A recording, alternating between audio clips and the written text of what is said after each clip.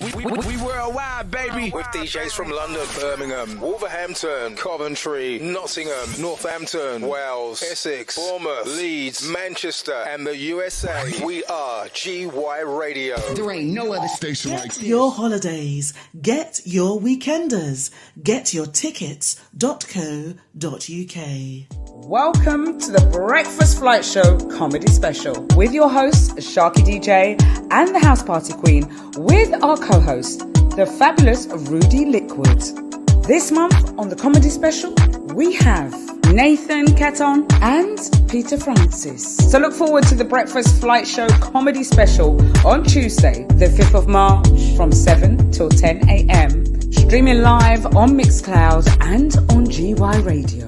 That's just how we roll. Levi Washington and DJ Countryman presents the leap year version where a touch of blue day rate Sunday 31st of March 2024 at Penny Blacks 132 to 134 Wharfside Street, Birmingham B1 1RQ. You'll be entertained with music by Miss L Vibes, Natural Mystic, Dial Tone Sound, Levi Washington and DJ Countryman. This is a ticket-only event. Tickets start from £7. Available from Hitman, Summit Records and getyourtickets.co.uk. The leap year version, We're a Touch of Blue. Day Rave, Sunday 31st of March at Penny Blacks. More info 07597352547. Are you ready for the ultimate reggae and soul weekend getaway? The Spring Soul Reggae Weekender is coming to the award-winning jacuzzi site, Hemsby Beach Holiday Park, Great Yarmouth, from the 22nd to 25th of March. Over 25 incredible DJs from London, Birmingham, Bedford and Ipswich play the hottest reggae and soul in 3 rooms until 4 a.m, plus live PAs on Saturday. Daytime, there's karaoke, line dancing classes, Zumba fitness, and Wannabe DJ where you the people get to play, plus a nails, hair and massage centre and 360 camera booth. A 10-minute stroll takes you to the beautiful Hemsby seaside town and its golden beach. Our coaches from across the country make it easier than ever for you to join us for this unforgettable weekend. All-inclusive tickets from just £99. Go to getyourtickets.co.uk. Or for more info, WhatsApp 078 777 99455. That's Calling all medical staff to report to the front desk immediately, please. That's all medical staff to the front desk immediately. Thank you. Zoom Banquet and Suite Roadshow presents their Doctors and Nurses themed party. Saturday 30th of March at the Bocco Bar, Kilburn High Road, NW6, 6HY from 9:30 till late. Your consultants on the night are Swaby Irie, MJR Roadshow, ELC, Mr. Romantic and James Capone. Super early bird tickets at £10. It's £15 after plus booking fee from getyourtickets.co.uk. For coaches from Birmingham and Luton, call 07943 854 001. Don't forget your Doctors and Nurses outfits for Saturday 30th of March at the Bocco Bar. Sponsored by Carry On Comedies, Iron Apple 2024, the party holiday of a lifetime. James Shoe Care is your multi-service store in Barkingside, and Martin Winter has now been trading there for 13 years. Repairing your shoes, cutting your keys, engraving and supplying your sports trophies, stocks, leather and travel goods, repairing your watches and giving you the best service ever. He opens from 9 to 5:30, Monday to Saturday. So pop in. James Shoe Care, 97 High Street, Barkingside, Essex, IG6 2AH. Visit jscbarkingside.co.uk. Call 07985 118 123. James Shoe Care, Barkingside. We're not just a load of cobblers. Here's GY Radio, the little station with big intentions. You better know that. We worldwide, baby. With DJs from London, Birmingham, Wolverhampton, Coventry, Nottingham, Northampton.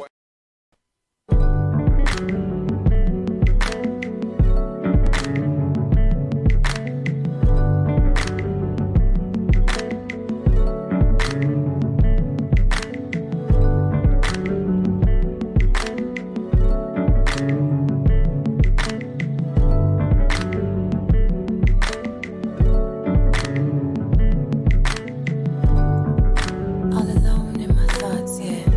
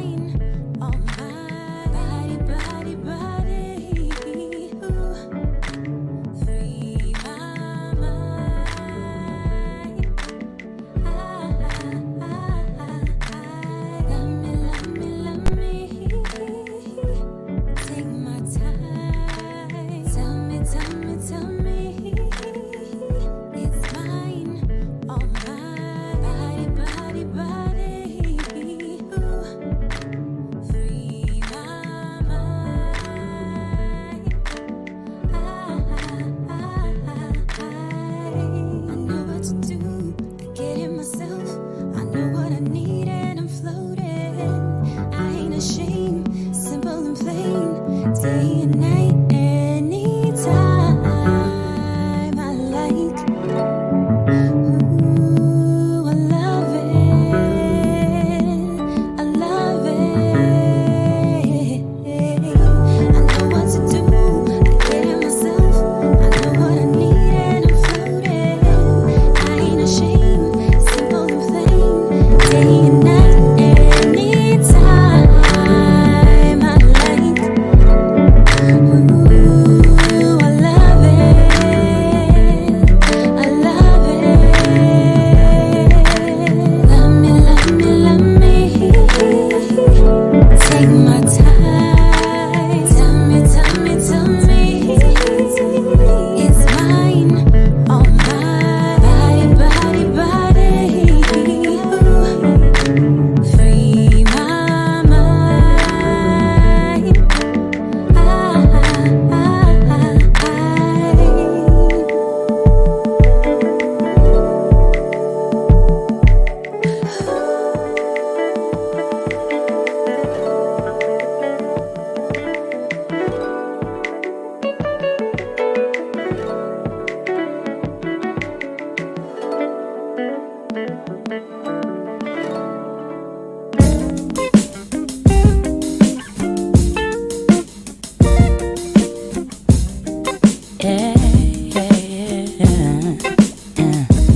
Yeah, I'll treat you how I treat myself. It's my biggest compliment. Every time you're crying out for help, I got you with confidence. My balance on a whole new scale, but I can still fall for you. No, I don't wanna see you fail, but baby, I won't feel small for you. Cause I can only hold you if you let me. How much can I give you? I got plenty. Baby, let me love you gently. I can fill you up, yeah, when you get empty. Make you feel better, yeah, it's healthy. I just wanna love you gently. Yeah.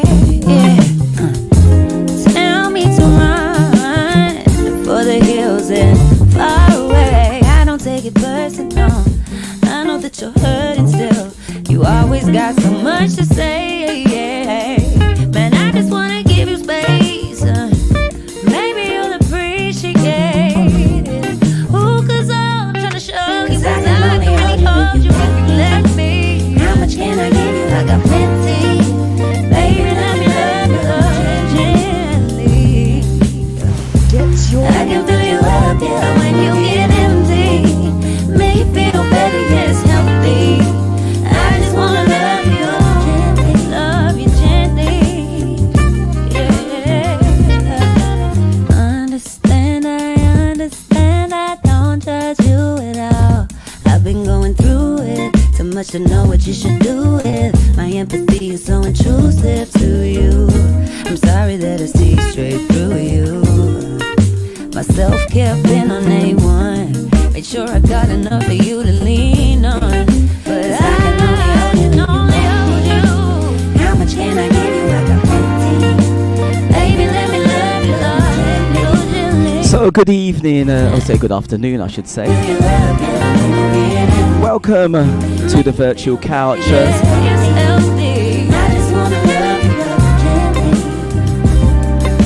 We have a host of guests on here today, and the house party queen will be the hostess with the mostest.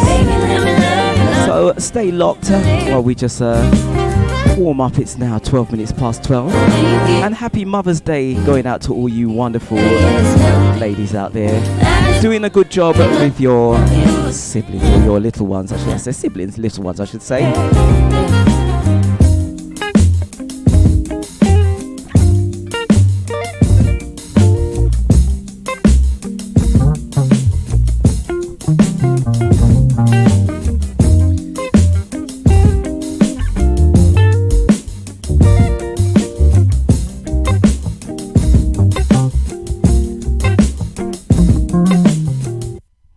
Okay, so What have we got in store? Lots of things going on today. And if you would like to share the Mixcloud stream, we are live on GY Radio also. So stay locked right here, and guaranteed entertainments and interviews going on. So what do we have in store? Ooh, you'll just have to find out there. Happy International Women's Week. It's the International Women's Edition, Women's Day Edition. But I can't deal with the stress. Put no one above you. But where's my happiness? What more do you want from me? I gave you everything I had to give you. I had to give you everything that I had. So I'm stepping back, packing up my bags. Can't let you do me like that, no. Can't let you do me like that, do me like that. Can't let you do me like that, do me like that. Can't let you do me like that, do me like that. I can't let you do, no. Good afternoon, good afternoon, good afternoon. I can't be here. Here she is. We ain't even got no conversations. Maybe all we got. Looking so beautiful today, my dear. We got is you. There's no getting right with you. I ain't gonna fight with you. Let alone spend my life with you. Spend my life with you. Now if you can't love me back, you gon' be wishing you had. That's why I'm packing up my bags. Can't let you do me like that. Can't like that. Can't let you do me like that. Can't like that. Can't let you do me like that. Do me like that. I can't let you do no. You used to love me in the worst way. I don't even get it on my birthday. Could you bring yourself to ever hurt? Not so true. You vowed that I would never have to worry. You said we'd be living the good. But you know what? All you needed was a good wife. There's a reality. Not the cheese. Not Songs are all about reality. We both know sometimes dance. You got groupies from here to France. Just gotta listen, don't we? Never stood a chance with you. Jewel my hitter. And if you're not being treated right, lady, we all know you know what to do, right? I suppose you'll say I'm cold, but I can't let you do me like that. Like that. So, HPQ, how are you today? Hello. Good afternoon, SharkyDJ. How are you? Good afternoon to you. Do you know what I love about this is that we've both got each other's backgrounds on our backgrounds. Yes, it looks good. I don't mind having this background. It looks nice. I'll change it up shortly, but we've got some. Welcome back to the virtual couch. First of all, we haven't been back in a hot minute, and come back for International Ladies' Day, and of course it's Mother's Day today as well. So you know what a show it's going to be, and we are on from 12 till 3 p.m. today. So for those that will be popping in and out, we've got a plethora of guests on today. We have the wonderful, first of all. You know what? Before you start. House Party Queen. House Party Queen. HPQ. House Party Queen on GY Radio. GY Radio. With the House Party Queen. House Party Queen. House Party Queen. There's only one, and she is original. The House Party Queen. On GY Radio. You know I had to play that, I had to embarrass you. That always embarrasses me, it really does. It does. Every time you play it, it's such a long intro as well. That but it's lovely though. I do like it. It's very, very nice. It's very nice indeed, I have to say. So, what have you got in store? Well, I've got 3 lovely guests coming on today, and I've got one of which waiting in the green room very, very patiently. Her name is Daniela, and she's a former female firefighter. So, yes. It'll be interesting to understand her motives, first of all, for getting into the firefighting industry. Then, of course, her stint as a female firefighter. Perhaps talk about some of the challenges that she actually faced as well. and what her plans are for the future, you know. So a firefighter. So guys, this is one that you don't want to mess with. Because she'll just throw you over her shoulder because she's going to do that and just take you outside and throw you outside. So Or if you get spray you down with involved, a then hose. not mess about with this one. And then, of course, I've got my wonderful female presenter on LWR, DJ Elaine Smith. She's coming on. Ooh, nice. And she's a very, all of these are empowering ladies, by the way. So, you know, she's got many accolades under her belt, has won numerous awards, and has really been kind of like a role model for female DJs and broadcasters in the industry, you know, up and coming, or those that are already there. She's got a wealth of experience, wealth of background, having, you know, come on national TV, Top of the Pops, all sorts. So we'll be talking about her life and what she's doing now. And lastly, I've got an esteemed guest, you know, Eunice Olumide. She's a model, broadcaster, presenter, comedian, activist. Oh, she's so She has lovely. got so many things under her belt. She really has. And she's what we call a modern day polymath. And that is someone that has knowledge of everything, you know, and she's got knowledge of everything, including metaphysics. And we'll be delving into that as well once we get her here on the virtual couch. So we've got lots of guests in store.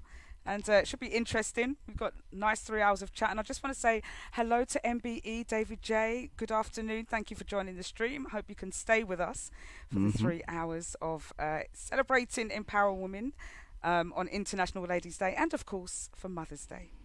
Ah, absolutely love.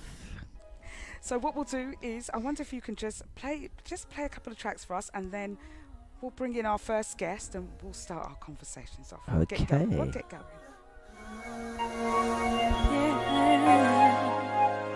I woke up this morning, wiped the sleep from my eyes. So there you go. Got some great guests on today. A firefighter, you know, a female firefighter. It's International Women's Day, and we need to know all about what it's like to be a firefighter. I would say in a man's world, yeah. I was telling you to leave when I rolled over and surprisingly you were lying next to me. And baby, yeah, we love hard, we love strong. When it gets hard, we survive. Yeah, 'cause we love tough. Baby, yeah, we tough. We love hard, love strong. When it gets hard, we survive. Yeah, 'cause we love tough. And we love hard. You knew I was a fighter, I can't give up easily. So the virtual couch, it's Sunday. It's Sunday the 10th of March. Mother's Day from 12 to 3 p.m. This afternoon. Share the love, tell your friends, tell your neighbors, tell everybody. Share it around, yeah? I am marching to you. So let's fight for what's real. Forever I will be strong. So big shouts going out to Davey J and anyone else. I haven't got all my Mixcloud and YouTube up yet, but I will do. And then I can see who is here.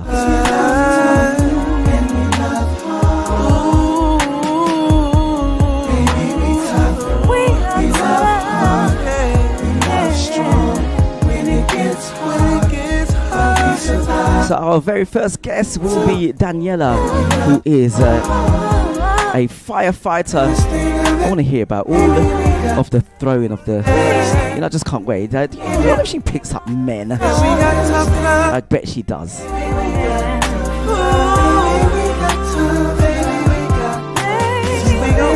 But it's got to be fun.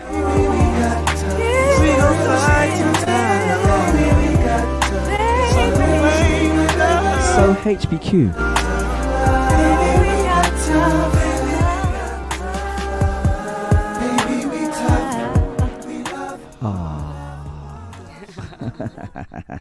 What a beautiful song. What a beautiful song. It is, Sharky. isn't it? It's called Tough Love, you know. Tough Love featuring Dame Drummer and Konya Doss. Oh, one of my favourite artists. Honestly, Yeah, she's a lovely singer, isn't Hopefully she? Daniela will agree that she's loving the music. I can see her smiling in the back room. I'm going to bring you on very, very shortly. But just to give you a little bit of an introduction, I met this young lady on a night out, and we got talking. Her group was rather raucous, but very lively. And we got talking, and she explained that a group of them were firefighters, and started talking about her time in the industry and some challenges that she faced, and also how actually she got into it. Because I'm always interested in women that do different things, not doing the norm, like nursing, secretarial, some management job, but going out there and doing something gritty. Not a lot of us have the confidence, the willpower, or the naysay to even do so. So I'm really admirable of women like this that go out and put their life on the line to save others. Not just women, but men also do these fantastic roles that we really, really do need to applaud them for. So that's one of my reasonings for bringing her on and talking about empowering women, because I certainly think that she's very empowering. So without any further delay, I hope that she's ready. I'm gonna bring her onto the stage. This is the lovely Daniela. Hello, my darling. How are you? Hello. I really apologise. My earphones are not working, so hope we don't get any technical glitches. Well, we can hear you very, very clearly. Thank you very much. You're live on the screen, and thank you so much for coming to join me today on the virtual couch. It's been a couple of months since I've done this, so I'm glad to bring it back for this day, like I explained. And good afternoon to the Mixcloud and anyone else that's listening in. Good afternoon, Daniela. How are you? Good afternoon. I'm very well. How are you? Not too bad. Good. He's quite excited to speak to you. He wants to know if you lift up men and throw them over your shoulder. He's such a definitely not. I just can imagine, right, that someone's messing about you. You know what? Don't mess with me. I mean, I got that element, but I won't pick you up and put you over my shoulder. I value my back too much. Okay. Yeah, we got to look out for that. But as I said, very, very welcome. Thank you for coming on. Now, as we said, you're an actual former firefighter. Quite recently, you've left the firefighting industry. Yes. And before we go into all of the challenges and everything that you may have faced, tell us how you actually got into firefighting. What was your reasons to actually get into it? It was probably due to COVID. It was the first time that I'd actually lost both of my jobs at the time, and I'd never not been in a job. So it was. I would just say that the mental impact that had of not having a job, I was sat on social media on Facebook scrolling through, and it came up, that they were looking for female firefighters and of an ethnic minority. So they were looking to incorporate people of different nationalities and creeds and into the fire service. Even though I'd got friends that were firefighters, it wasn't something that I thought, oh yeah, I'm never going to be a firefighter. So I didn't actually take it serious at first. I thought I'll apply and see what happens, because I didn't have anything else to do. So that's how the process started. I would probably say it is one of the most challenging and one of the most hardest jobs that I've actually ever done. And I would say more mentally than physically, most definitely. Before you actually get into that, though, in terms of the application to get into the fire service, was it a long and difficult one? Did it involve very long work and lots of interviews? Yeah. So with it being not being able to do face-to-face interviews, everything was done via Zoom meetings. The process in applying, you've got lots of different little scenarios that you have to do to get in. So they'll ask you questions, and then they'll send you some stuff over, and then it's literally just a massive waiting game. So it doesn't do your mental state of mind any good, because you're constantly waiting. You're constantly thinking, have I got through? You're constantly ringing to make sure that the emails have gone through. So there's a long list of requirements to get in. It might be one of them, for instance, it's been such a while, would be behavioural and attitudes. So they'll give you some scenarios on, you're in the workplace, people are talking about your watch commander. Do you talk about him and get involved to fit in? Do you B, go and report it? So I think they're looking to see where you are, you stand on a viewpoint of your attributes and your morals, and where you stand within an organisation like that, how you would behave. So it's like behavioural situational awareness. So it's all those type of questions, and some of them feel very tricky, because you think, oh God, what would I do? And is it the right answer that I'm going to give? But one of the things, obviously, is the physical side. Was there? Yes. I mean, obviously, you got through and you had to go through the physical training. What was that like? Because I remember once at school, this was a very long time ago, we went to a fire station and they gave us a scenario of what it would be like if you were in a smoke-filled room, you know, and if it was Yes. pitch black. And so they switched off all the lights and it was just like, I think, like a bench in the room or Yeah. something, and you honestly could not see your hand in front of your face, and they were telling us sometimes that's what they're faced with. And Yes. was some of your training like that, and was a lot of it difficult? Most difficult, it was probably one of the most difficult things that I've done. So they'll give you lots of different scenarios to do. So even before you think about doing anything like that, you're encouraged to get in the gym.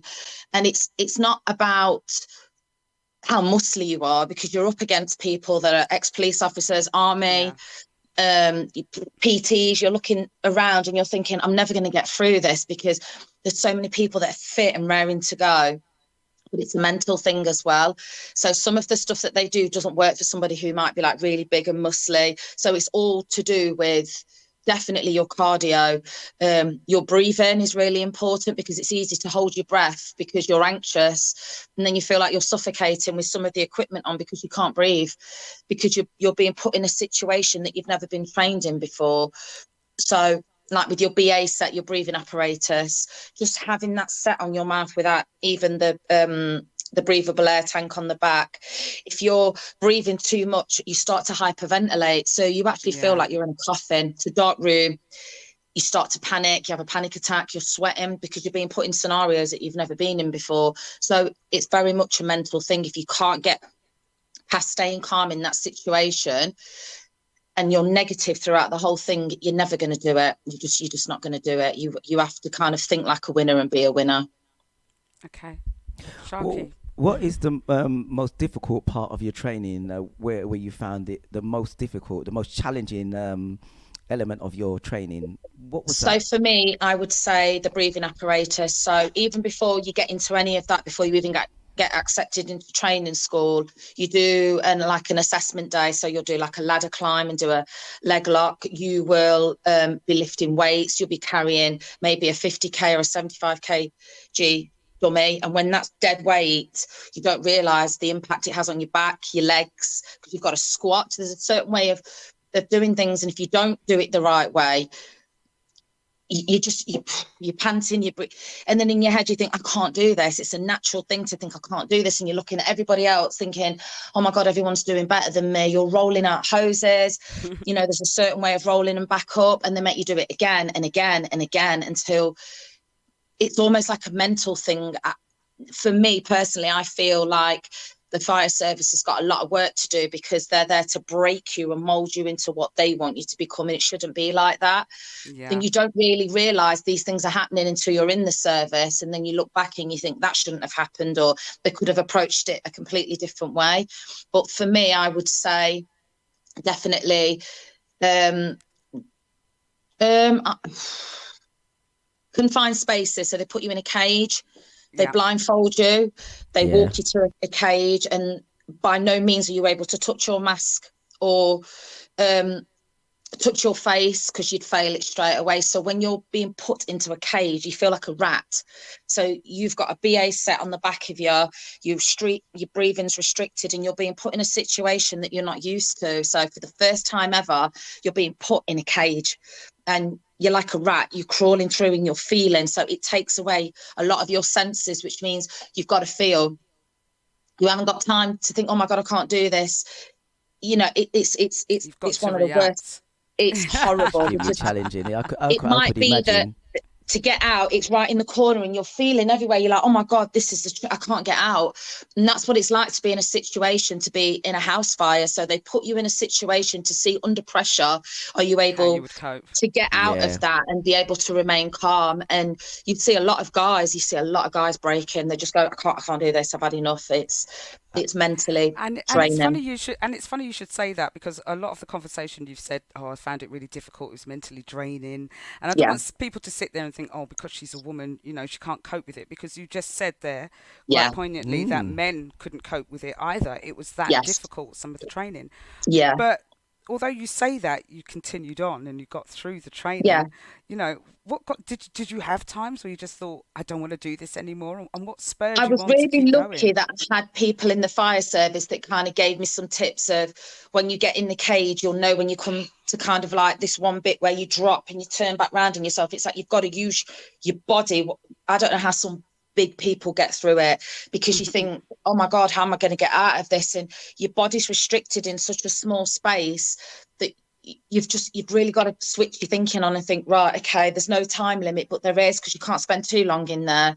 But they need to see that you're using your mind and thinking, okay, how do I deal with a stressful situation like this? Because if you've never been put in a situation like that ever, and then you're blindfolded and you can't breathe properly and you're panicking and you know that you're under a possible time limit and you're in an exam conditions, and you know that at any given moment you've got this far, that this is the point that you may fail, because everything that you do in that training that day, there's no, oh, we'll do it again. Everything that you do, that you're placed to do on that day, if you don't pass any of that first time, you're out. It's brutal. Wow. It's a selection where they're like the best of the best. So out of 5,000 people, 26 of us were selected. So when you get to a point like that, the achievement, and you look back again and you think, God, the people that were stood next to me, 6'4", they looked amazing, they were built, but they couldn't deal with that type of pressure, or they just couldn't get out. Like when you get to the end of the tunnel, there were so many people that were like, whatever you do, don't put your hands to the side and try and push your feet up to get out, or don't use one arm to get in and one arm out because you get stuck. So you listen to people's experiences and then you draw from that and think, okay, what can I do to get out? So there's a tiny little funnel at the end, and you've either got to use your feet, and if they keep slipping on your tiptoes to get out, if you can't get out of that, and it's right at the end, you're done. And I can remember praying to God. I remember putting my hands like this, and the woman said, whatever you do, do not touch your face, because they can see you on the outside. And I cried. I was like, I'm not touching my face. I can't get out of this. I can't do it. And she's like, you can. You're like so close. And so the encouragement's there, especially from the women in that training school, because they're more than happy to see women coming through to the process, and they know how difficult that is. And it's hard to explain how difficult it is until you're put in that situation. It's hell. It's horrible. Yeah. And obviously the element of panic is what they are looking. They don't want you to panic, because obviously if you're in a situation where you're sent in somewhere to rescue someone, we are relying on you to come in, and we're going to be panicking. We don't need a firefighter panicking. So I suppose all of that type of training, they obviously know what they're looking for. Well done to you, because like you said, a lot of men just thought I can't do so. It just goes to show that, as guys, because a lot of time men say, oh, being a woman, it's this and that. But you've just actually broken that. You've proved them all wrong. Yes. Yeah. Well done. Thank you. And so obviously it feels like it's a bit of a male-dominated world in the firefighting industry. What were the facilities like at any of the fire stations you were at? The facilities are not good. So when you're training and you're in training school, and I would say, coming from a woman of colour and coming from a mature woman, standing on the front line, it's very regimented. I struggled with being told what to do in a certain way. So having been told, right, this is what we're going to do, and then we've got equipment to use that actually isn't the best. So you're working from an old fire engine, which doesn't do you any good as a trainee, because when you go onto a station, you've got to relearn all the new engines. So the equipment, if I'm really honest with you, isn't at its best, and the money isn't spent where it needs to be spent. So you have to kind of like make do with what's there. So the appreciation of going onto a station when you've passed and you've got through to the process, you kind of think, oh my God, because a lot of the fire engines work digitally. It's not. So you're taught the old school way of doing it, but it doesn't always work that way with the newer fire engines, even though you can still do it manually. So there's so much to take in, and all the equipment's falling apart that oh my gosh. you're working with old school stuff, and then you're working with new school stuff. So there's so much to learn that there isn't time to stop and think, oh God, what am I doing? You've got to be quick and you've got to be resilient, and it's mentally and physically draining. And you get to the point where constantly you're like, God, can I do this? There's so many people that pick the equipment up and it's falling apart, and you're like, well, you just got to make do, and it is put there to test you as well, to say, well, if this doesn't work, what are you going to do? And you stood there and you're like looking, and everybody's looking at you, you're like, I don't know what to do. And you start to think about being in a real situation when something like that can happen. You got to think quick on your feet, but you can't really do anything until you're on a job. It's like learning how to drive a car. Once you've learned how to drive your car and you go out on your own, there might be some bumps and scrapes, but once you're on your own, you don't have the driving instructor to say, oh, no. And it's the same being a firefighter, having all of this equipment. And if something breaks, you're only really ever going to learn, unfortunately, when you're on the job and your back is against the wall. Do you know what? It's so understandable, because you're being very real right now. Not a lot of people can admit to how they feel when they're going out in jobs or certain situations that they're encountering. And a lot of these people probably do have those fears. Oh my God, even though you've got a burly 6'4" firefighter, he's probably got the same fears going on inside. Is the equipment going to work? Am I going to get out safe? What's going to happen in here? I'm scared. All of those feelings are rumbling on inside, but on the outside they're showing a steely face, and that must be really, really difficult to do. But it's tell us tough about your. Because people become competitive. Sorry, I just wanted to say that even though you see people breaking, you see people crying, it's horrible because you're not encouraged to show those emotions. And I think mental health is so important, and it's big, and it's still being brushed under the carpet, and it's being dismissed, and I'm going to say this again as a woman of colour, I don't think, our culture is encouraged still yet to sit down and talk about how we feel. And, whether it is a cultural thing, I think also men itself within the job, they really struggle. You see them going beyond, I'm just going to have a fag, and you see tears dropping, and you see the look of, I don't know if I can do this. I don't want to let my family down. And being a woman, it's easy for me to go, well, actually, I feel exactly the same. But I think it was harder for men to kind of come out and say, I'm struggling here. I'm not supposed to struggle. My dad was a firefighter. The pressure's on. My granddad was a firefighter. And you see all of this mental pressure being put on people. And then you're being told how to be, how to behave, how to think, what to do, when to do it, when not to do it. And then also bringing that back in again of being somebody of a certain age, because they're incorporating a lot of people in now of different ages. It's really difficult having somebody speak to you like crap and going, oi, come here. You're not called by your name sometimes, and you feel this big because you're just like, oh my God, you don't need to speak to me like that. I'm already struggling. So there's this constant mental breakdown of, we're going to break you down. This is what we're going to build you up to be. And these are my experiences. They might not be the same for everybody else. Yeah. But at the same time, you can't break me and build me into what you want me to be. What you're supposed to do is already put meat that's on the bone and build me up to be better. So you see a lot of people breaking mentally in that job. And it's heartbreaking because you're all in the same boat. But then there's an element of competitiveness as well. So, that competitiveness can make people quite nasty, and they're not able to express their feelings. So it becomes too competitive. And it's got to be difficult because you talk about competitiveness, and we talk about some of the things that have come out in terms of allegations in firefighting. And lots of people have morbid curiosity, will take pictures of the dead, share it amongst their friends. I have no idea why. Others will crumble at the sight of seeing a dead body, let alone carrying out a dead child and things like that. Yes. So you've got all these things that are constantly thrown at you, or people that you're dealing with. And it's got to be one of the hardest industries, I think, to work in alongside ambulance men. If you haven't been introduced, or you haven't been in a job where you've seen a dead body, or you haven't seen a burn victim, or you haven't seen, RTC, a road traffic collision at its worst, it's stomach churning. And I think depending on what watch you've got and what watch commander and what team that you've got, you're either going to be supported in how you feel to do with that job, or you're going to be ridiculed for being a snowflake, so to speak, for crying or for showing any form of emotion. Wow. Yeah. Go on, Alex. No, I was going to say, were there any outlets for you to be able to express some of these feelings that people were going through? Because it is a lot to deal with, seeing Yes. dead bodies or victims or difficult situations every day, and being told man up or woman up, Yeah. and then having no outlet for that to come out. It will manifest in some way. Did they have any services that They you do. guys? So you can have like a room where you all get together and you sit down and your watch commander will be like, right, how's everybody feeling? Sometimes that doesn't work because somebody may not want to openly say, look, I'm struggling, especially when it's to do with children.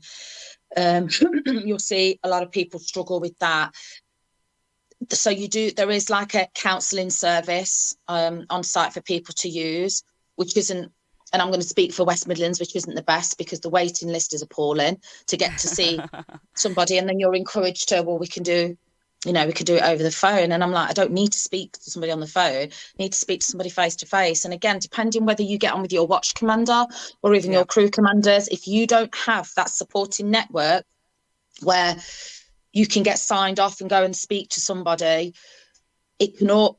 I've seen it where people have had time off and then it's been used as, oh, they're just using that as an excuse to have time off. And that isn't fair because people will react differently. Some people may react to it straight away and it can take people weeks and it can take people months. And if you've already got stuff going on at home or you haven't got your supported watch and you don't feel supported at all, you're up the creek without a paddle. You really are like on your own with it. Can imagine. One of the things that was you going to carry on that question? No. Listen, one of the things that I want to ask is as a woman, right? Yes. Being a firefighter, most times when you walk past them, a lot of them smell of fire. Do you ever sort of come away from work and then like want to go out and you've got this smoke and everything on you? Yes. How do you get rid of all that? I mean, how do you deal with like the scent and just because obviously women, they always like their perfume and everything. Yeah, Could you imagine you can smell it in your and pores. smoke? Yeah, especially when you're at training school. So you do, which I don't think was enough, and they have changed the training process within the breathing apparatus and to do with, that's what BA is, breathing apparatus, because in training school, you get 2 weeks to do it and it's not long enough. When you are playing with fire and you're in a situation like that, you can't learn what you need to learn in 2 weeks. And the experience does come with the job. But when you are on that job, you stink of fire. It's in your nails. Yeah, I could imagine pores. it because So the hotter the shower, it locks the smell in. So you have to have such a cool shower. But the only thing that gets rid of it is Vosine shampoo. That stuff is the best, Vosine. That gets rid of the smoke. You might take a couple of washes, but no scalding hot showers because your pores will just close. But yeah, you sometimes you do wake up and you think, God, my bed stinks of smoke. And especially when you do go on a job as well, like you don't keep your same fire kit because that job is the highest, most prevalent job for cancer, because you're breathing in a lot of toxins still. So even when you're cleaning your breathing apparatus set, your stuff goes off and gets bagged off to get cleaned. It's not like it was back in the day where the dirtier the firefighter, he's worked the hardest, and because breathing in all of that soot and all of that stuff can cause, chest infections. It can sit deep in your nails, it's in your pores, it's in your skin, you can smell it. So it's quite weird because when you go into training school, instantly you can smell the BA sets and it takes it right back home. And it's either a feeling that, I enjoyed training school, or it's a feeling where you close up and think, I hate that smell because my experience wasn't. And you're being put in situations where it's a controlled environment and controlled fire, and they're right, you can't even see your hand in front of your face. And I don't care how long you've been in the job and how experienced you are, when you do get to a real house fire like that, you're bricking it. I don't care who you are. You see it and you're like, oh my God, like Jesus Christ. And when the flames are going, and then for me, I used to think, do I really want to do this job? I've got this far, but do I want to do this? Because when you get in there, you're not on your own. You've got your hose. So it leads straight back to the engine. But when you're in there and you breathe and you've got your BA set on, you get about 15 minutes out of it. So you've got to reserve that air because you're in there ultimately to look for casualties, to put the fire out. You need to locate where the fire is. It's not just as easy as, oh yeah, it's upstairs in the bedroom. You can go in somewhere and end up in a cupboard, and you don't know how you're getting out in this tiny cupboard. It's baffling. But when you get back to station, the clothes, your uniform that you've got on underneath, your standard top and trousers, it's stuck to you. So you constantly, need to be changing. As soon as you do a job like that, clothes off and straight in the washing machine, because you don't want to transfer any of that stuff and that get on your chest, because there's a lot of older firefighters that have died of, cancer and got, COPD. A lot of them tend to have that because the equipment wasn't the best. So go on, Alison. No, that's okay. You go ahead. Yeah, I was going to ask you. So, if when you sort of get to a fire, is it like do they say, right, you go and do this, you go and do that, or it's like an instinct, yeah. So your watch commander, you're listening, but you've got less than a minute when you get on the PRL. And that's the pump rescue ladder. That's what they call the big fire engine. You're literally putting your shoes on, you're running down your boots, you get on, you get your flash hood on, and everything's got to be bam, bam, bam. It's got to be quick. There's no time to mess about. Get your gloves on.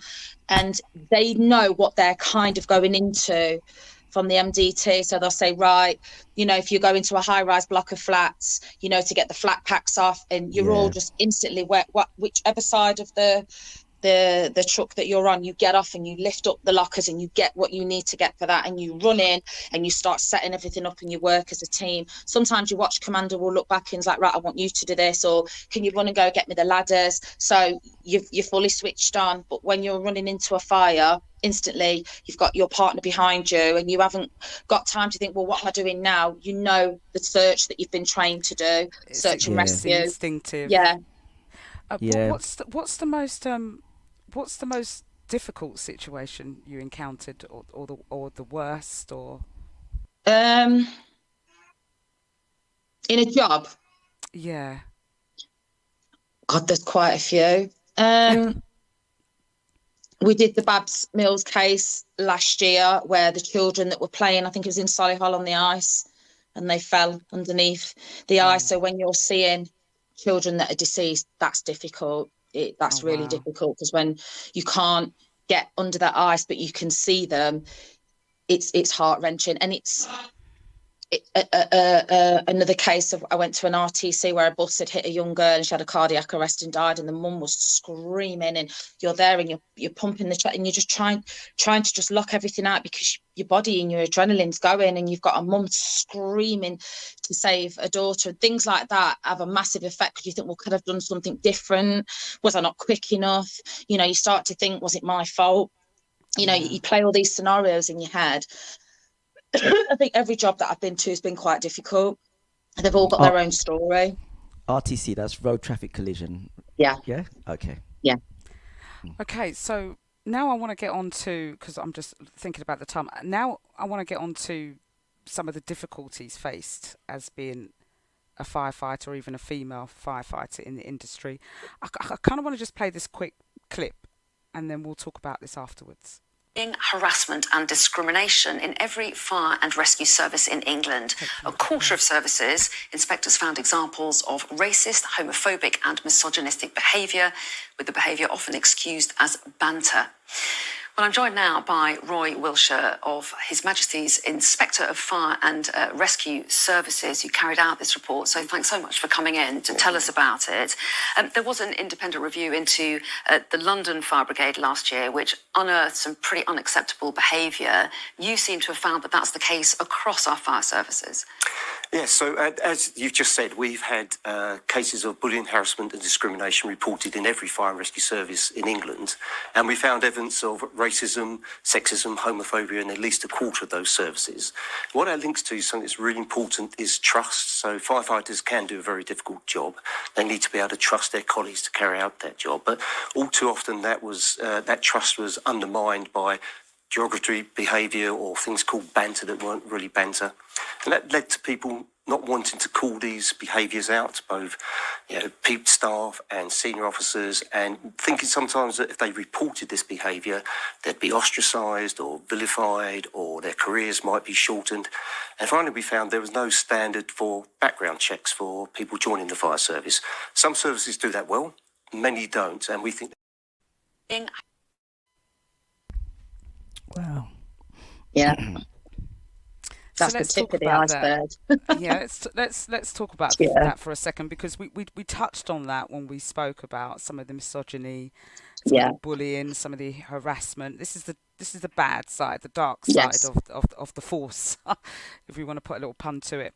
But what were your experiences that you had without implicating yourself or the fire service? Don't want to get yourself into too much trouble, but I open wouldn't up get too into much any trouble information. because the truth is the truth, and I have such a distaste towards the service. And again, it comes from a place of how I was treated and how I feel about it. And I was warned so many times. I was a safeguarding officer before I went into that, and the CEO of the company begged me, he's like, please don't leave, you won't enjoy it. But it was a challenge that I needed to see through, because I never thought that I could do anything like that, especially at my age. So I was like, I need to do this. Right from training school, I was bullied from the get-go. And I say bullied because it's done in you're ostracized for being a woman, and these are my experiences again, for being a woman of color, for having my hair a certain way, for eating certain types of food. I mean, at one point I was asked quite a few times, can you take your makeup off? And I was like, makeup? And they were like, well, yeah, your skin's like very tanned and smooth looking. And I said, I'm mixed race. And the look of embarrassment from some people and you can see that they think, am I going to get reported? Things like, have I drew my freckles on my face? Do you get up and draw your face on? Comments like that, like, oh God, what's that smell? What you eating? What's that food? Or what's that goat curry? Or is that a goat? So it's constant, and from training school, it's very cliquey. And I felt like the mother of the group because I was the oldest one in the group. And a lot of the time, it's so sad to see. There's a lot of backstabbing. There's a lot of bitchiness. There's a lot of competitiveness. So people either get into groups and stick together or they don't. And some people that are left out, they're struggling because with a job like that, even at training school, and I encouraged the last training school students after, I was like, the main thing that you guys need to do is stick together, because when you get onto station, you're not a one-man band. You all gel and come together. Every job that you do is important, whether it's really big or small, because that's what makes the cogs of the wheel go round. And it's not like that at all. Well, it wasn't like that for me. And there's a lot of people in the service that are so frightened to come out and speak because they don't know what else that they can do, or they don't want to let their family down. You get onto a watch, and if you don't gel with that watch, it can take weeks, it can take months, because they've already formed as a family. So you're kind of like coming into their home and sitting down and feeling lost because there's so much to learn. There's this attitude of, if you don't get it straight away, then this job isn't for you. So I wasn't being built mentally to be told, you can do this. I was constantly being referred to as, oh, you're a bit too pretty to be a firefighter. You look like an air hostess. Or, are you going to cook us that Jumanji food tonight? We love a goat curry. And I'm like, it's curry goat. And those things that are called banter, the moment that you go against the grain and you take that problem and you put in a grievance, what happens is your watch will close ranks on you. So you're the liar, you're the trouble causer. So then you're going onto a watch where nobody's talking to you. You're already, there's the comments. It's uncomfortable. And there were so many times that I got in my car after a shift and I cried my heart out. And I've got to say that that's not good. I remember leaving training school and calling my best mate, and I had a nervous breakdown in the car. I was like, I cannot do this. I'm at my wit's end. And I remember screaming. It was like a mourn that came out of my throat. I was like, I can't do this. I was panicking. I was sweating. And I felt like everybody was against me. When people do not want you and your face doesn't fit, everything's being set on every level for you to fail. So you feel like you're up against, you're the up world. against it all the time. Yeah. It's a consistent thing. But you hung on in there. How long did you spend as a firefighter? just over 2 years. My first watch was horrendous, so I got on there, and there was 2 females that didn't like me from the get-go, and I was told afterwards that my watch commander at the time was like, "Oh, girls, we've got a looker coming on this. You're gonna have to up your game." So that wasn't fair on me. Yeah. Put the pressure on you straight away. You know, I just fresh out of training school, I'm gonna be nervous. I don't know what to expect. You know, and my watch commander sat me down and he was like, "Right, you've not come with a good track record. Apparently you're a bit of a snowflake and you cry all the time. We're not having that here." And I was just shocked. I was like, okay, you know, and he was like, "I've been told to look out for you because you may be a possible one that wears makeup." And I was like, "I beg your pardon." You know, and he's like, "As long as you can cook, you'll fit in here. All I ask is that you work hard." And there's a lot of flirting going on, and if you don't reciprocate that feeling back, you get dropped like a hot potato, and then you're treating a certain way in front of people because you're not playing ball with that guy. So there's that goes on. Comments of, "Oh, your jacket's looking a bit tight, maybe he's a bit too big on top," or there's so much that happens, you know. A lot of comments that attributed to some of this. Now, before you continue, I'm just looking at the time because we're coming up to the top of the hour of 1 o'clock. I know the time has gone so quickly. I want to say a quick hello to very the mixed crowd interesting there. indeed. It's been a really, really interesting talk, and I don't even think we've got to even the crux of all the questions that we had of anything. So, you know, perhaps we're going to have to bring you back again for another chat on some of those challenges, because that part of it is really interesting in terms of what you experienced. That was a lot of time that you spent, you know, and I almost call it, and it's so sad to say, when I worked in banking, especially on the trade floor, I call it selling my soul to the devil, you know, because it is a difficult role to do, and it's not one for the faint-hearted, but you did it nevertheless. And I don't think you should beat yourself up too much about your experiences. The fact is, you went and you did this job and you did a service to the country, as far as I'm concerned, and don't think about what you didn't do. Think about what you did achieve and what you stand for. And what you could stand for. Many women on here that may be even thinking of it. It's not too late. You even said to yourself that you're one of the oldest women or one of the oldest people there. So you didn't let your age stop you either. So you know, for anyone thinking of this, you know, we don't want to let some of these things deter them, because they do happen, and they can happen in our everyday lives. They can happen in every job, to be quite honest with you. What you've experienced happens across the board in most jobs to women, just at different levels and in different contexts, and how we deal with it. But in your case, in terms of your mental health, that's a lot. And I don't know if I could deal with a lot of that. And as they say, people that work in child protection need to change roles every 4 years.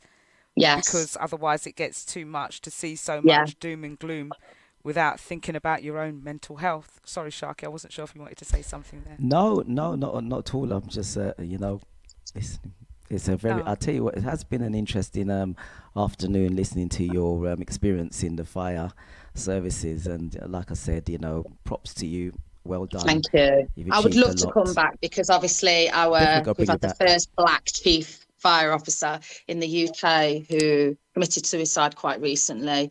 So it shows, again, we've got a long way to go within the service, or they've got a lot of work to do because of the things that have happened, and people are strategically put in place to stop a culture of youth from zoning in. But it's already zoning in. And I think people that may be able to relate to this, listening to this, or, you know, that have been in the fire service, and I'm hoping that people can relate and go, "Oh my God, I've been through that," or "I totally understand, you know, where this person is coming from." And know what to do. But listen, our next guest is not in yet, so we're going to play some ads. Stay in the green room. We may bring you back for a little while until our guest comes back on, because still got a few more questions for you. Okay, Sharky, do you want to run the ads? Okay. We worldwide, baby. With DJs from London, Birmingham, Wolverhampton, Coventry, Nottingham, Northampton, Wales, Essex, Bournemouth, Leeds, Manchester, and the USA. We are GY Radio. There ain't no other station. GY Radio is going purple. Join us in the GY Room at the Purple Dress Ball, Parliament Square, London on Saturday the 12th of October. New venue, new experiences. Tickets available from www.getyourtickets.co.uk. Get your holidays. Get your weekenders. Getyourtickets.co.uk. Levi Washington and DJ Countryman presents the Leap Year version where A Touch of Blue Day Rave Sunday 31st of March 2024 at Penny Blacks 132 to 134 Wharfside Street, Birmingham B1 1RQ. You'll be entertained with music by Miss L Vibes, Natural Mystic, Dial Tone Sound, Levi Washington and DJ Countryman.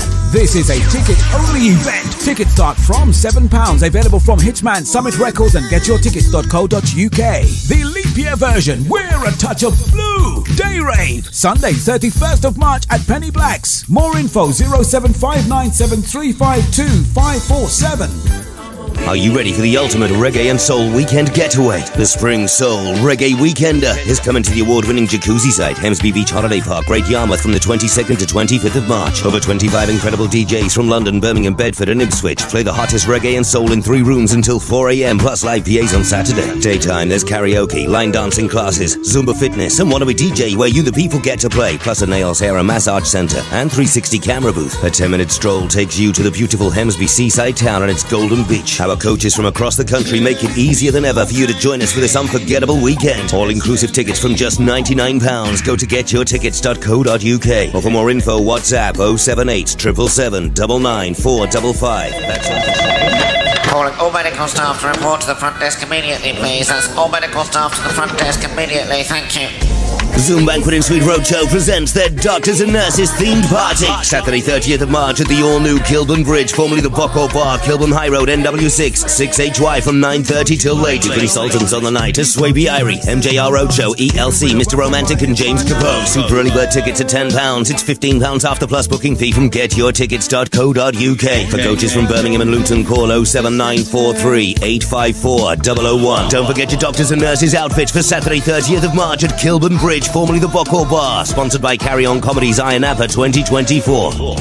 James Shoe Care is your multi-service store in Barkingside, and Martin Winter has now been trading there for 13 years. Repairing your shoes, cutting your keys, engraving and supplying your sports trophies, stocks, leather and travel goods, repairing your watches and giving you the best service ever. He opens from 9 to 5:30 Monday to Saturday. So pop in. James Shoe Care, 97 High Street, Barkingside, Essex, IG6 2AH. Visit jscbarkingside.co.uk. Call 07985 118 123. James Shoe Care, Barkingside. We're not just a load of cobblers. Here's GY Radio, the little station with big intentions. You better know that.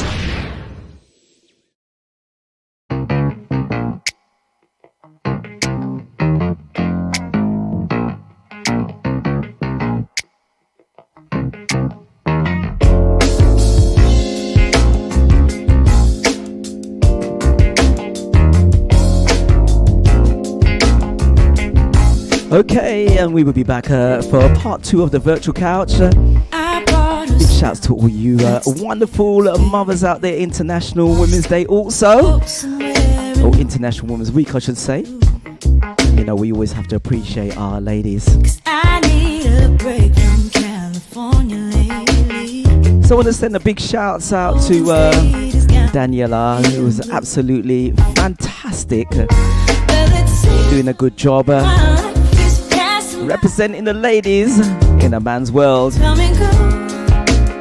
Or should I say, we're going to make it a man and woman's world right now. Say big shouts out to the Mixcloud family. Big up yourself, Lisa. Good afternoon, Wendy. Welcome aboard.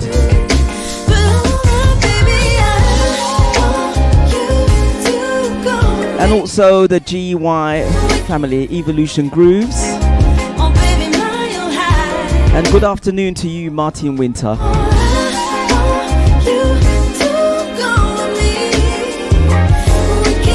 Remember, this is an interactive show, so we would like you to get involved.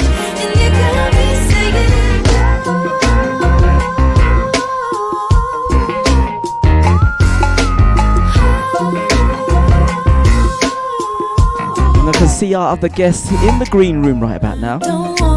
Hello. Another minute waiting around for someone else to make my move.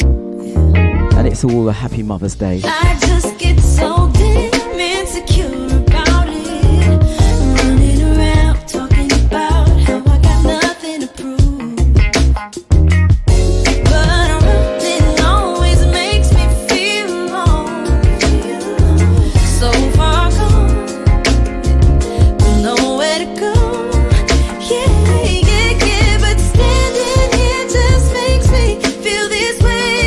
She is a wonderful house party queen.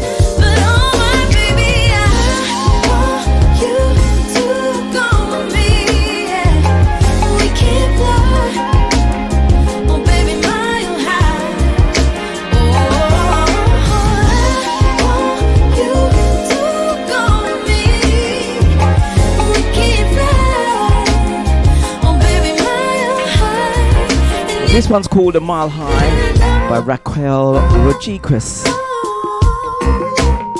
Anyone done the Mile High? Have you done the Mile High, HB? If you haven't, we'll have to sort that out.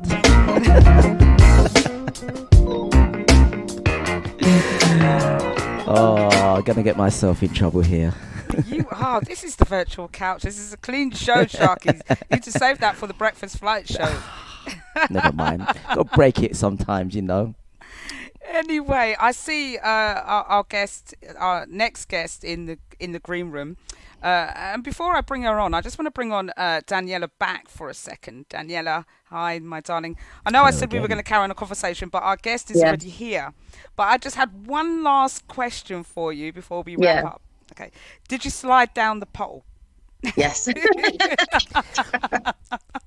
There's a few things I did on that pole, and I got told off for messing around on it. But yeah, there is. If you've got you've got your upstairs quarters. If you're too far across the other side of the building and you need to get down, you get trained how to do it properly, because we do mess about on it, you know.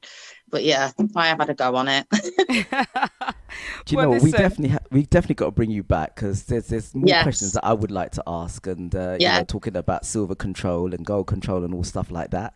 Yeah. So when you come back, we definitely will be when Alison. Thank you for having me. Yeah, it's nice to have an outlet to be able to let other people know who might have experienced the same thing, that you're not actually alone, that these things are still happening. Yeah. Wonderful. And like I said to you, you are a beacon of light for some of us women that are not brave enough to delve into these types of industries. Okay. Some of us want to sit pretty in an office and do a normal 9 to 5 and not put our lives on the line. And that's exactly what you've done. So forget the fact that you had all this nervous disposition or some of these mental crises where you cried sometimes. It's natural. Yeah. You are a human being. You wouldn't be human if you didn't cry at some of the situations that you encountered.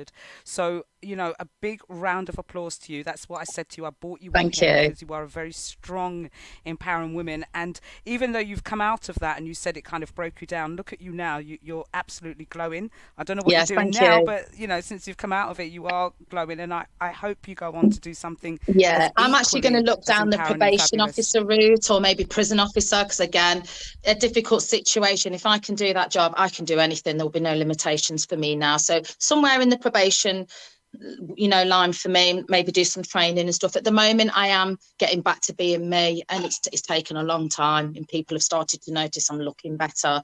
So yeah, not being in that anymore, I do feel like I'm glowing. I feel like I've got back to being Dan again, which is important.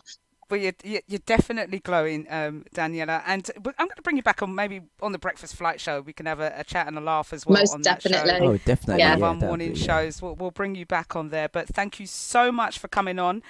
Thank you for having me. International Women's Week. Happy Mother's Day. I haven't asked if you have children, but just I don't have children. I was going to say, you look absolutely beautiful today, by the way. You're glowing yourself. Thank you. So thank you very much. Thank you. Yes. Thank you. Not dismissing the men, but I'm all for my women. Daniela, we will talk again very, very soon. Thank you once again for coming on. Yes, thank you. Thank you. Okay, bye-bye. Oh, that was a lovely Daniela. Wasn't she lovely? Wasn't she lovely? Absolutely. So we Just should bring our guest on. Yeah, we should. Let's get her on screen.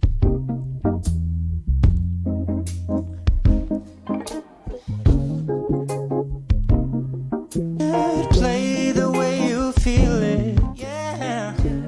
Listen carefully to the sounds of your loneliness, like a heartbeat drop. Just for you, DJ Elaine. In the stillness of I can see she's loving this one. And what you lost, or what you had, and what you lost. I'm saying thunder only happens when it's raining. The players only love you when they're playing. Yeah, women, they will come and they will go. And when the rain washes, Oh, Jackie. Don't let me play a salsa today, because I will. Here I go. So good morning to you, good afternoon to you, Jackie. I keep my visions to myself. Yes, I do. It's only me that wants to wrap around your dreams. Say good afternoon going to Joan Palmer. Says happy Mother's Day all on the GY Radio Live. Welcome aboard. In the stillness of remembering what you had and what you lost, what you had and what you lost. Say thunder, oh yeah, thunder only happens when it's raining. Okay. Sorry if I cut dancing you there. away I think I might have cut you there. Oh, that's okay. You're just excited about getting this track on, and excited about DJ Elaine in the green room. That's what it is. But you know what? That was a lovely guest that we had on. She's absolutely stunning, and I'm overwhelmed at the fact that she became a firefighter and encountered all of that, and is still here smiling. I think I would have been in a corner by now, judging by all of that. It's a tough job, It's a very impressive job as well. Very, very impressive. And it's great when women can come out and do the things like like you said, not being a nurse or being a social worker or something, like just do something different, something challenging. I love when I see engineers, plumbers, those kind of jobs, bricklayers. I don't think I've seen a woman I have a woman bricklayer, something like that. Excellent. Do you know, I always said that if I ever had a time to come back, I would be a jet fighter pilot. I would need to do something exciting. I look back now, and when I was growing up, we kind of had jobs like, secretary, doctor, lawyer, teacher, those bog standard jobs. And now these youths have got their doors opened up to absolutely anything. Yeah. And I think I'd want to be a pilot that flips over the planes and travels out, goes to different destinations all the time.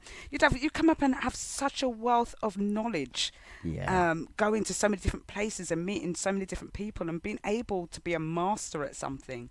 Not just being a master at being able to do his Excel spreadsheet. That to me, it's not enough. I see, that's quite impressive, being an Excel spreadsheet. I wish I could do that.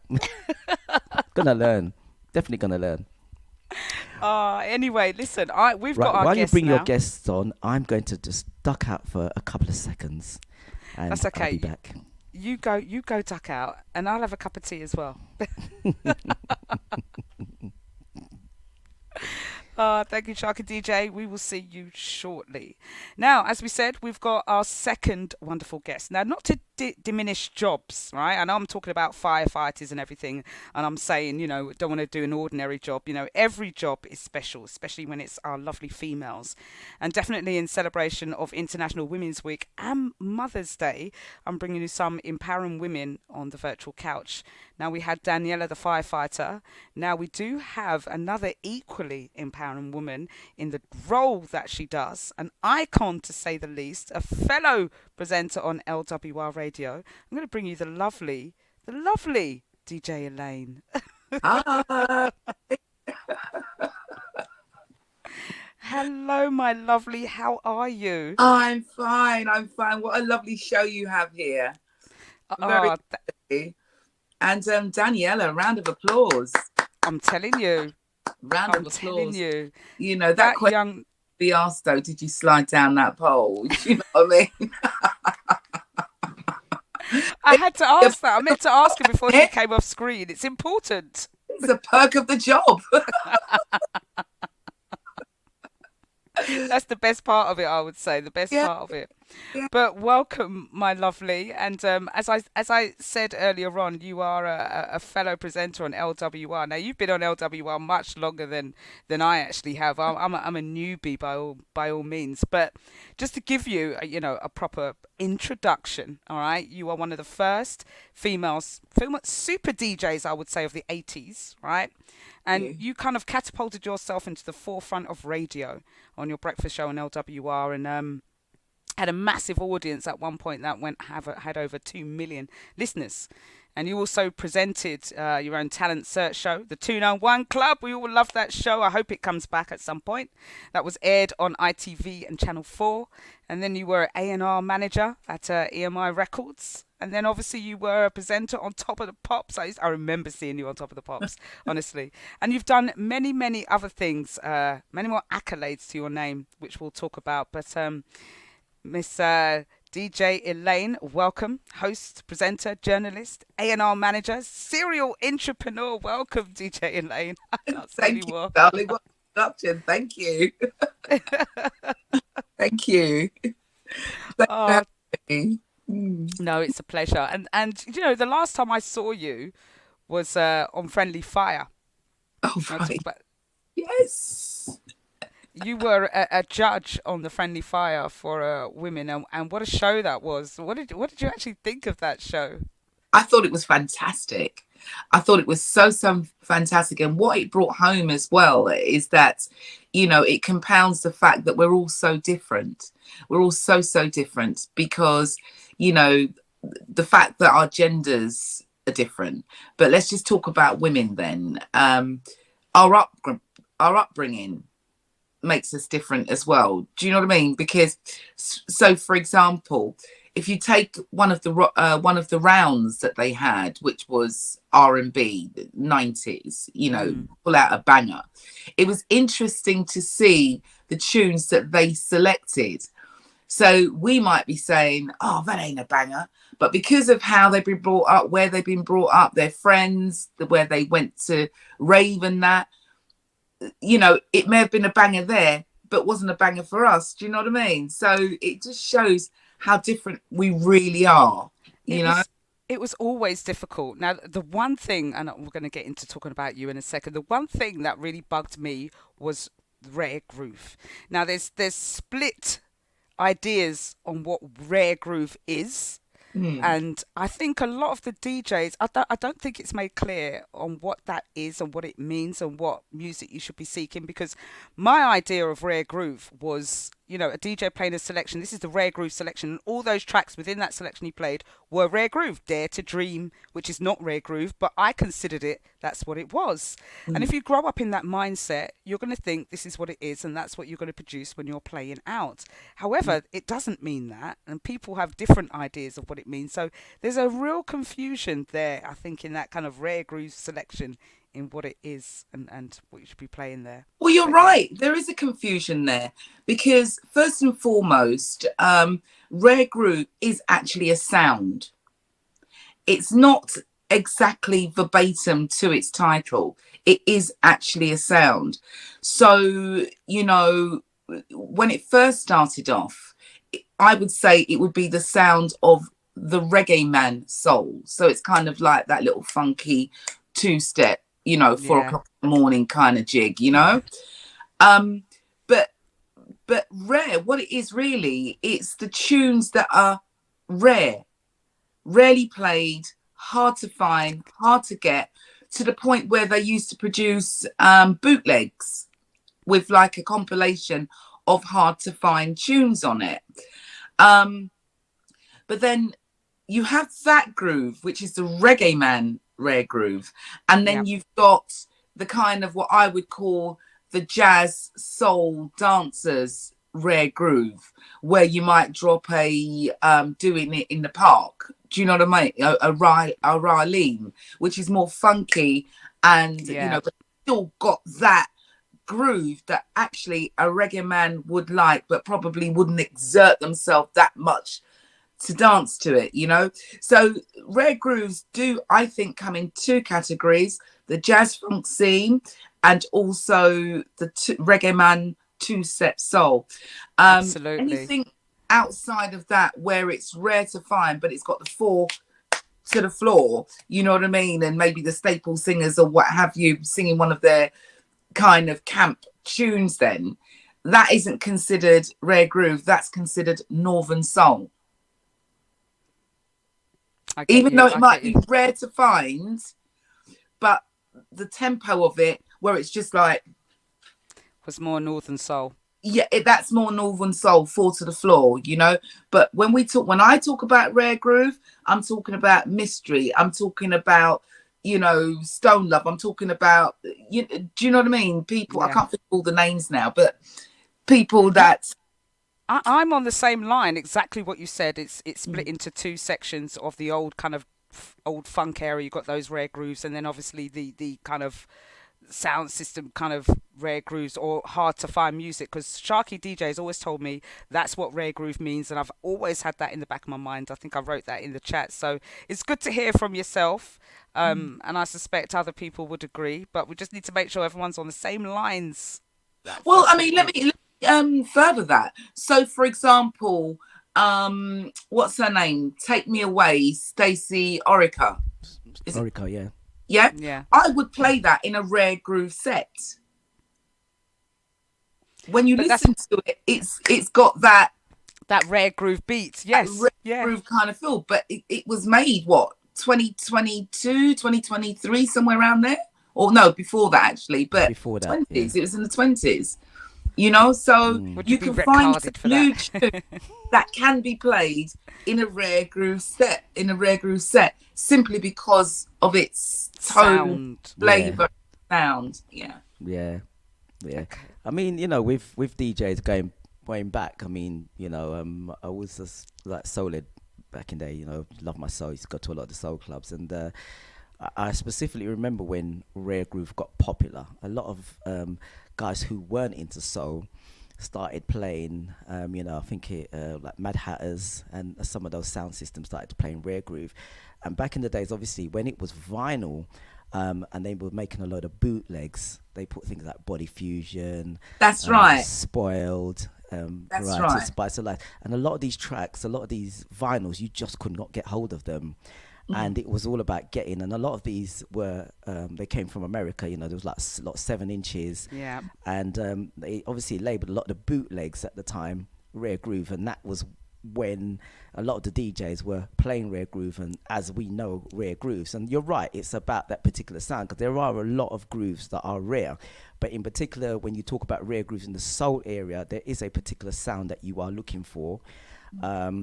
And then you had somebody put together the Rare Groove Collection 1 to 32 or whatever it is. And, you know, a lot of stuff was on there like Lovely Is She, Janet Jackson, and, you know, the Camp Coochie Kaya, not Jackson, LaToya Jackson, and all these tracks that were put on this. And then there was like Dare to Dream. And then I think they even put High Tension on it, I think, you know. And so a lot of people sort of listening to Rare Groove, a lot of people that are coming in the computer age of rare groove, or should say the MP3, think these are the rare groove. And you're right, things like Stacey Orica and stuff will be played in that, and that's what people do expect. So now it's kind of made a genre of its own.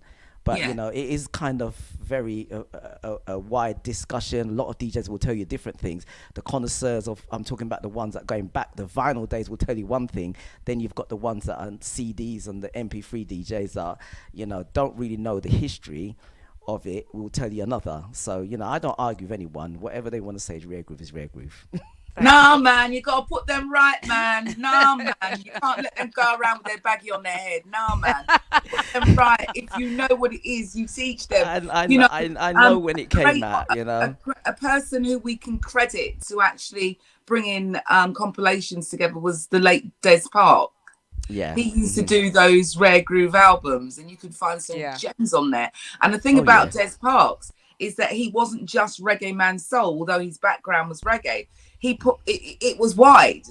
Do you know what I mean? So you could find all sorts of rares on his albums. You know what I mean? But you know, if you were there in the era, right? So what we're talking about, late 80s, early 90s? Late 80s, early 90s, yeah. Right. Listen, if you were actually there, right? Personally, I didn't buy a bootleg, and I'll tell you why, because I was too bossy. I used to literally hunt down records, and my partner Michael at the time, we both made a deal that we would never spend anything more than £50 on a tune, right? Because remember, Rare Grooves used to go for hundreds of pounds, and we were like, nah, we're not going to pay more than £50 for a Rare Groove, and we're never going to buy a bootleg. So what we used to do, we used to hunt tunes down.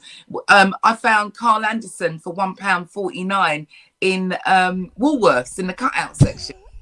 Do you know what I mean? Meanwhile, that was a hard one to get hold of. We go to record fairs and all sorts, proper. So if you know about record fairs, if you know about the cutout sections in record shops, you know what I mean, your Woolworths and that, you were there. If you weren't particularly a record collector, but you went to the dances, you were there. I was so bossy that when I would play a tune that I know is rare and is on a bootleg, I used to put my record up. You know when you're selecting your record, I used to cock it to the side. That's an original copy. Didn't leave there. That's original. No bootlegs around here. Yeah. However, I thank the people then, am I allowed to say this, for the bootleg. Somebody ate, a few people I bought them. Yeah, well, you know, people ate. Do you know what I mean? And it meant that it was another way of marketing the music that otherwise wouldn't be played. Yeah. You know, so that whole scene, if you was not there, you can tell somebody else's story, but we'll know if you were there or not. Do you know what? I always said that was the golden age, I think, that we had of music. We grew up in the 80s. We grew up within when sound systems started up, when Lovers Rock, Studio One, Rare Grooves, the 80s, the 90s music, and the past Lovers there, Rock. I don't really want to know about past that, but it was a fantastic era of music we grew up in. And coming back to how you got into music, you touched upon some of that there, because I was going to say, how do you have such an extensive record knowledge? And you've explained some of that by saying you went to record fairs, you just go around, dig around in records. And obviously it started from, I think most of us had parents that bought music, right? And had parties in the home. And it was an extension of that we became interested in music. And so was you interested from a young age in being a DJ? Did it come from there? Age. I did not even know, you know, when people say music's in your blood. Yes, my mum used to buy her 7 inches every week, but she used to tell this story that when I used to play the music, I was anything from 5 going upwards, and I can still remember it to this day. So you remember the Blue Spot Gram, right? So you remember that it had the turntable in one cabinet, on the other side it had I think it was the knobs and that, but in the bottom of there was a cabinet, right? There was a cabinet a drinks cabinet. I used to put my head in either by where the turntable was or up underneath the thing, because the bass was so much sweeter in there. I can remember it. I like from a young age, you're putting your head to hear more bass. Yeah, to hear more of it. It's loud enough out here, but I would be inside, and my mum would be like, "Elaine, you got deaf." You know, and up till now, when I'm playing my music as well, especially when I'm presenting a show and I've got my headphones on, I can hear every last symbol in that record. So the way I listen to music, it's almost like I can hear the different parts. Well, I guess because I make music as well, I can hear the different parts. And, you know, I could just listen to that part, single that part out, and that would just sweep me, make my tummy flip. Do you know what I mean? So music is just such as personal and spiritual thing for me. And to add to answer your question about how my record company grew, it is an element of all those things, but also by doing things like, you see that tune you played earlier, Thunder Only Happens When It's Raining. Who was it by? Which one? Thunder only happens when it's raining. Woo, what a tune. Do, do, do, do, happens when you're gone. It was a bad tune. He's searching. Top tune first, right? Which one? Mile High. Is it Mile High? I don't know if it's called that. You must know it. It's the one that you said I was dancing to. The one just before I came on. Yeah, Mile High. Is it Mile High? Was it Mile High or was it Tough Love? It's Tough Love. Play a little bit of it. Is that what it's called? Hold on a second. Play a little bit. It might be Mile High. High. Hold on a second. Is it that one? It's a tad. Just a tad. That one? Hold on.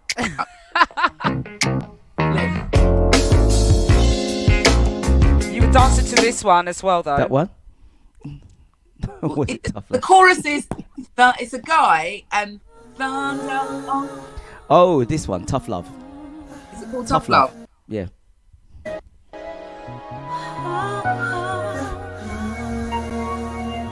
Caught me out there big time. I woke up this morning, wiped the sleep Was it this from one? my eyes. Been Was a a man long singing? night. No, he said it was a man singing. No, Sharky, you're going to have to search for it. You're going to have to search for it. I need that tune. See, that's how I grow my collection. When I hear something that I like, I will always go to the DJ and ask them what it is. You know, I don't care if it's a top 10 hit. I don't care if it's just come out. I don't care if it's 1,000,000 years old. So long as I like it, then what happens? I start to build up my sound. Do you know, funny enough, when I started to venture into the world of DJing, and Sharky was like, I've got a mound of music I can give you. Let me take all my music. And I said, no, because I'm going to have to go through all of that. And I don't have time to go through it all. I need to know every track that I'm playing. So I take time in downloading for each of my shows. I sit there and I check what track do I want, what kind of sound do I want to hear. I have it in my head, and I go through music and I put it all together because I want to know the music tracks I've got on there. Not sit there, look at this library of lists and think, what's this? I don't know it by name sometimes. It's by the sound, and I like listening to sound as well. And I like the complexities in music when there's strings and piano and trumpets and flutes and things like that, and voices and levels and all of that excites me and put hairs on my back. So I understand where you're coming from in that sense, where you are going through and, you know, selecting your tracks yourself and not just taking a library of music. And you must have built up an extensive collection. How do you remember all those thousands of tracks that you've got, or either on vinyl or MP3? You know, I think it's some kind of magic, because when when DJs say they make a playlist, making a playlist for the radio is different to making a playlist when you're playing out, because you've got a live audience. Absolutely. Right? You've got a live audience, and what you think sound good together in your home, you can't predict what's going to happen when you go out, unless you're playing to that crowd week in, week out, in which case you're going to become very boring if your audience can tell you what you're going to play next. Do you know what I mean? So for me, when I'm playing out, the most I might do is, because I work on an iPad, and it used to be a mini iPad. I've upgraded now since 2024, so I can get more music on it. But for years I've been working with a mini iPad. Now it's limited as to how much music I can take out. So if someone books me for an event, I do have to know, you know, what their audience is going to be. You know, are they an audience that I can go across the board and slip an ABBA in there if I wanted to? Are you strictly, do you know what I mean? I need to know that. So when I then come to fill up my cart with music, I can then pull out this and pull out that and pull out that. But so I've got a bunch of tunes that I want to hear at this particular event. Do you know what I mean? And then I will start play into the audience whilst I'm there. And the last tune, or the tune that is on the deck, tells me what my next tune's going to be. Yeah. And that's what I say, it's magic. So the combination of the tune playing and what the audience is doing tells me what my next tune is going to be. And I've been reported to have a tune playing and it's about to hit the cardboard, and you'll see me I'll even pick up the mic about to say something, and something better comes in my head, and I'll put that mic down and I'm running to my box and I'm find it, take that one off, put that one on. Do you know what I mean? And if it runs out, I'll pick up the microphone and I'll be talking while I queue up the next one. So you can queue up and think that that's what you're going to play, but then something drops in your spirit and you have to go find it. Yeah. And then that means you've got to be quite organized. You've got to be the kind of DJ that always returns its record to the correct sleeve. Yeah. And I don't know about you, Sharky, but even in the dark back in the day, because we were playing with flashlights, right? Yep. Lighter, and we were in the dark. And when you bend down, you've probably got legs around you, people dancing. Do you know what I mean? Very, very tough situations, but enjoyable situations. And then you've got like 10 green sleeve covers that all look the same. But we knew because we kind of knew where to look. We did know. We knew exactly where to look. By the way, that sleeve was folded at the corner. Bent, got a name on it. We did that. I think some of my brothers in soundslips used to use a pen or one of those scrub out the name in it pens and just write something, especially if it was a white label as well. There was a lot of white labels out round about then as well that had nothing on it. Companies. That had nothing on it whatsoever. So, but it's good to hear about the old times of record selection versus MP3 now that you can take out your iPad or mini pad. And it's good to embrace technology now. A lot of people want to be DJs on the back of that, but it is, it beats carrying around a big box of records. Oh, absolutely. I mean, it doesn't make much difference to me, because when I was carrying my big box of records, I'd always leave them in the car and walk up to the entrance and pull some hottie from out of the queue and get them to come back to my car. I never really carried my boxes too tough. Do you know what I mean? But they would love to do it. There. You was like a little princess, innit? When you walked up, you was that princess. That's like, you know what? Well, of course. There's always going to be somebody that carries my. Do you know what? I have to say, there is a DJ that, and I just love it when she walks in, and she never carries nothing. It's her man. She carries everything. He sets it all up for her. Then he just leaves her there, and she just comes and does her thing. That's the way it should be, right? Yeah, That's exactly how it should be. And Touch T says, I can count on one hand, hi Touch T by the way, how many times I've created a playlist for a show or a rave. You have to feel the audience for the very first tune you play. Now, I don't think that counts for all DJs. I've been in parties where they've cleared dance floors and you just think, are you not watching the crowd? What's going on? They're playing for themselves, or they have a set list and they're not moving away from that. They're not moving away from it. Yeah.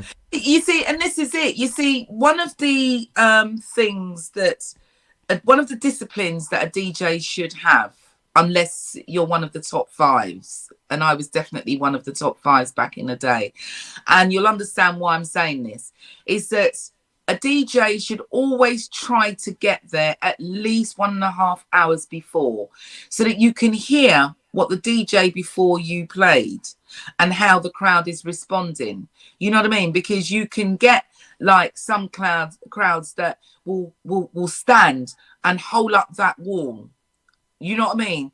Until they see two people on the dance floor, and then they'll get together. Yeah. You'll have some people, it doesn't matter what you do, what you play or whatever, they will not dance, come to the dance floor, but they are having a good time in the shadows. So you've got to know, and usually the ones that are having a good time in the shadows, actually you don't have to work that hard, because they don't, they're not one of those. Do you understand what I'm saying? It's almost sacrilege if you do get them to come on the dance floor and then you play a tune they don't like and they go back to the shadows. It's probably better to make them rave where they are, rather than fill up the dance floor, then it disperses again. Do you know what I mean? But it's so important to get there an hour early, And it's so important that your very first tune, right, that you put on, consult with the DJ before. Have you played this already? Absolutely. So Have you played this already?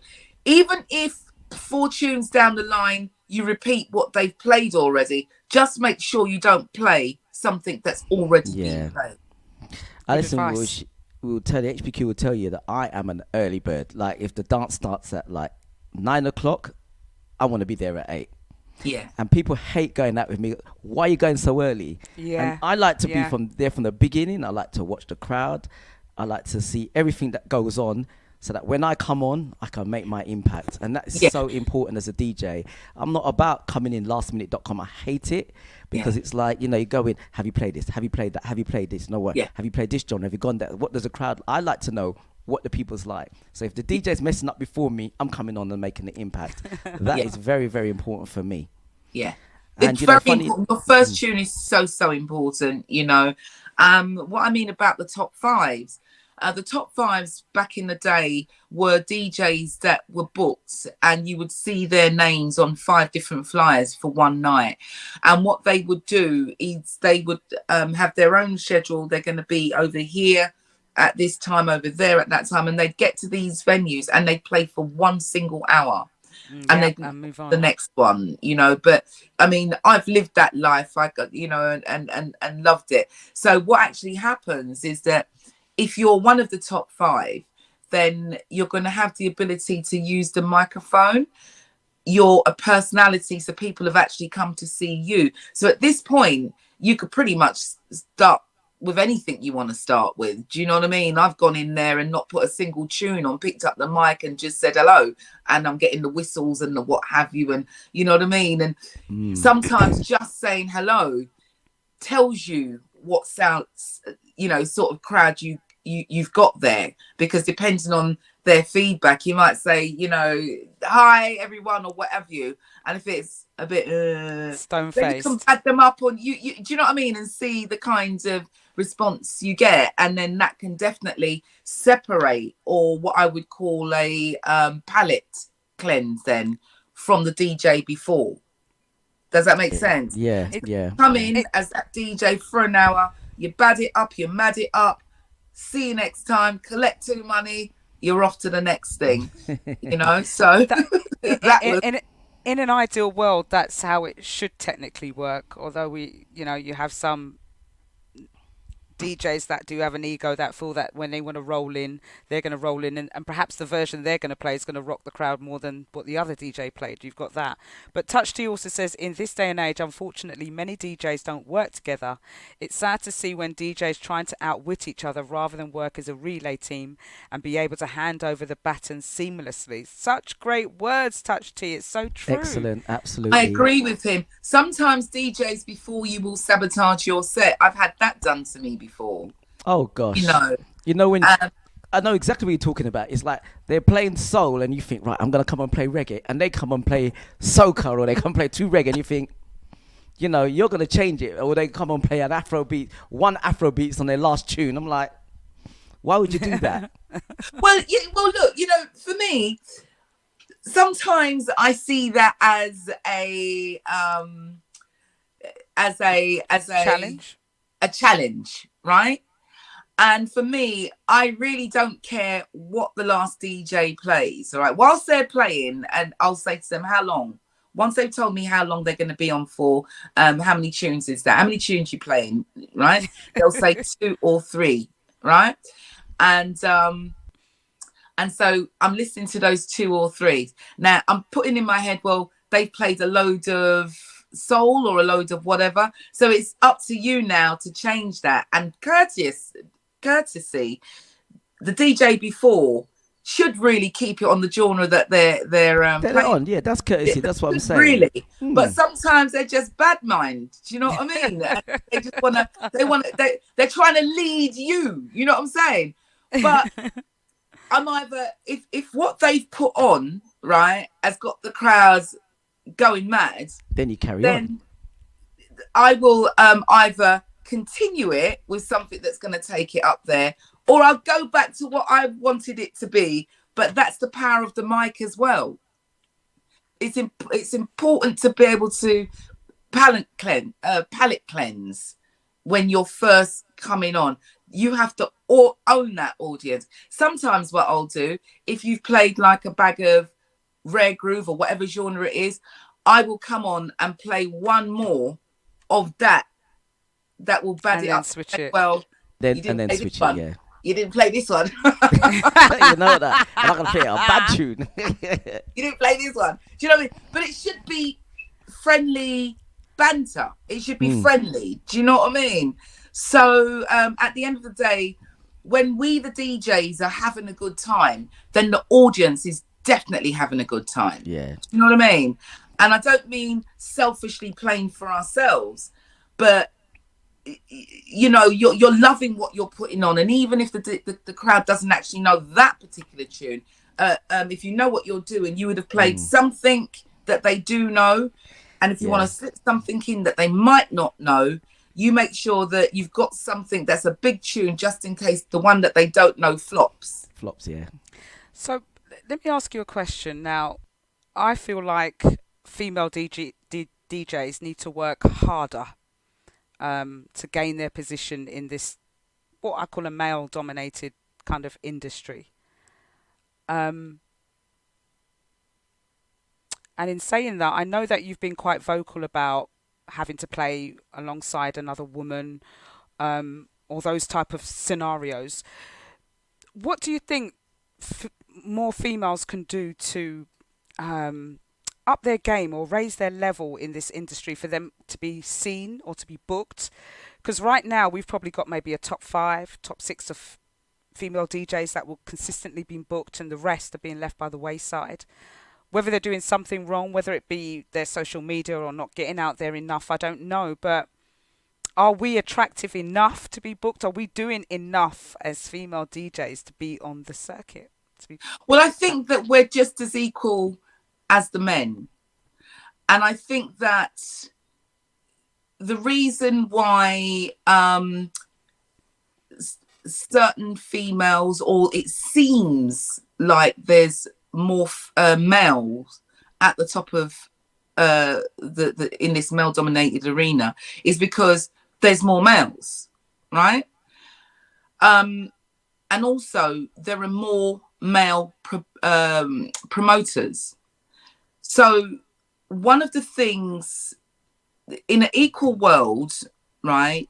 Right, what is it I'm trying to say here? What we women have to do, we have to do more promotions. Yeah. There's got to be more female promoters. And dare I say this, I'm probably going to be very unpopular when I say this, but it's a fact, right? More women have to refuse to do all women lineups, especially when they're put on by a male promoter.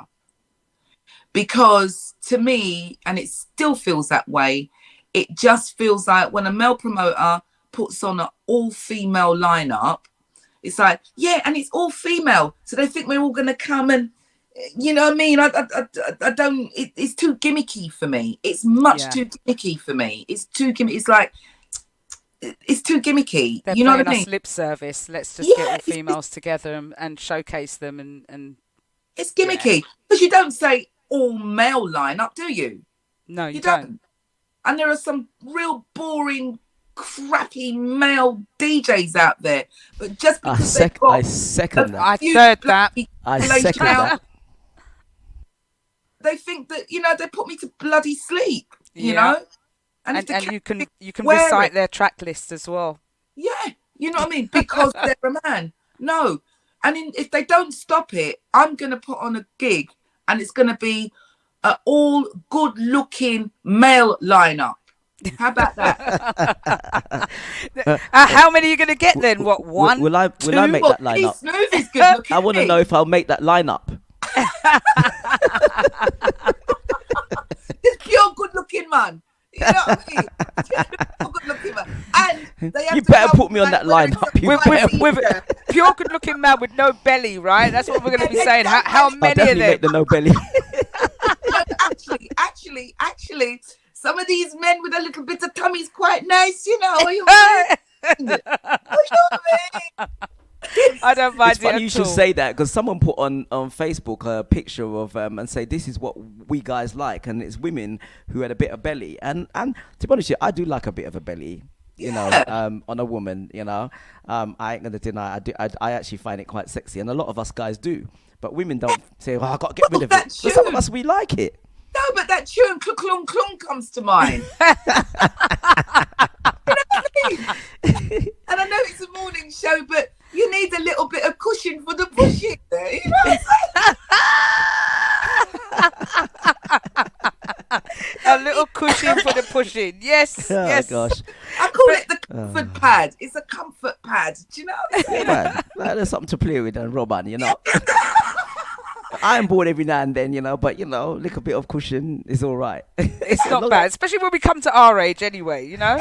It's reality, isn't it? But you know, can you imagine what would that, do you know what, that sounds like a bloody good idea. What would that lineup look like if we were to take 5 guys and say it's an all good looking man DJ lineup? I think that's one for the Mixcloud. I'd like to hear the votes on everyone. Who would be 5 good-looking male DJ lineups? Now, I can name one, Fifth Avenue. Fifth right? Avenue, Ray. I know Ray would make that. Ray would make that. Ray would definitely would make definitely that. make it. Definitely. Who else would make it? From Fifth Maybe Avenue. A-lister.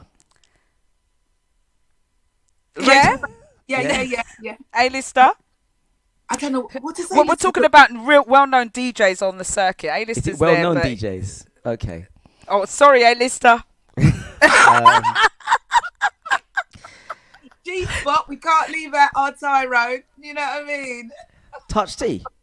Touch T. Yeah. Touch T, you're gonna make that. How's Touch T gonna make that? How's Touch T gonna? I make don't know.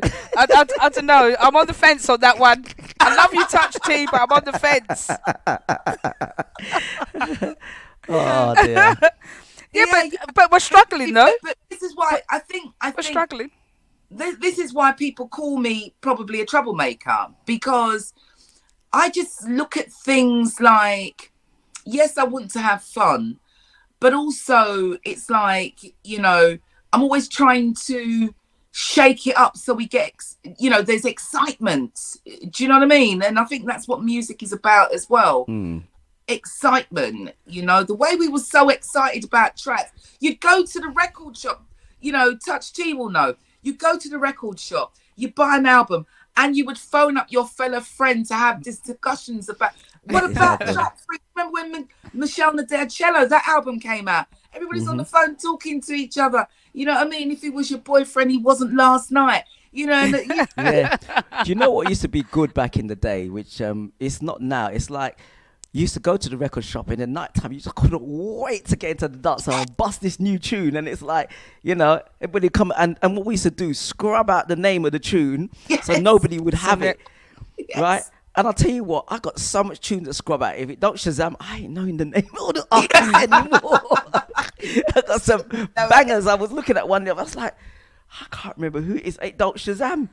I just got a tune and nobody knows it. Oh, that's fun. And the white labels. Exactly. I was talking about the white labels earlier on, but no Touch T. I'm not Can I calling just you ask butters. Can I just ask you this? I think that people that sold records as well, Touch T, you lot were wicked, terribly wicked.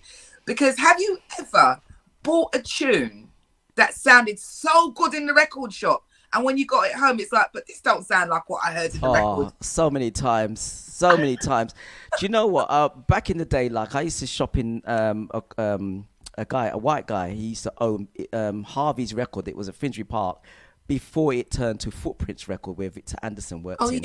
Yeah. So I used to go over there and I said and he used to trust me so much. He used to give me a bag of tunes, all the new tunes. I walk in, he'll go here, he'll give it to me on a weekly basis. I go home, play the music, take what I look, and then left, and then brought back what I didn't want, right? Yeah. And there was a tune that I brought back and I could never get hold of it again.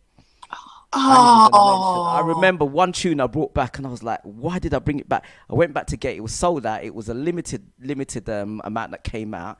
just couldn't get it again. It was independent, like reggae, as Lovers Rock at the time. It was gone. I was vexed. Everyone was playing it, man. I was like, bam. Well, yeah, no, definitely. You know, I tell you what else as well. Big major record companies, they were a real pain in the ass, to be honest with you. Loved them for what they did and all of this, and I came. But here's a great example. Shola Amma, Who's Loving My Baby? They put it on a white label and sent it out to the tastemakers, as they called it, but it didn't go. That version didn't go on the album. No. And it is. Do you know the one that I'm talking about? That two-step version, right? There's the pop one. What they released is nothing like it. Yeah, nothing like it. And if I didn't have that white label, I wouldn't have that tune. Yeah. We used to love white labels. Yeah. I think a lot of people did. That's what I used to see in sound system collections, was a lot of white labels, and some of the times when the records used to come out in different colours. Remember that? Some of the Lovers Rock tracks? Yeah. Oh, yeah. Pink and orange. And trying to stand out, they were. Yeah. Can't get those no more. But listen. Disco 45s, I think they named it by that time. That was it, yes. Disco 45s, you are correct. Oh my God, we've gone way back and gone somewhat off the subject, but we've had an interesting chat here. Thank you so much for coming on the show, DJ Elaine. Happy International Women's Week and happy Mother's Day. I hope you're doing something very interesting today. Yes, well, I'm going off to Freddie and Wacker's Powerful Woman Awards tonight. Oh, yeah, he gave me both awards last year.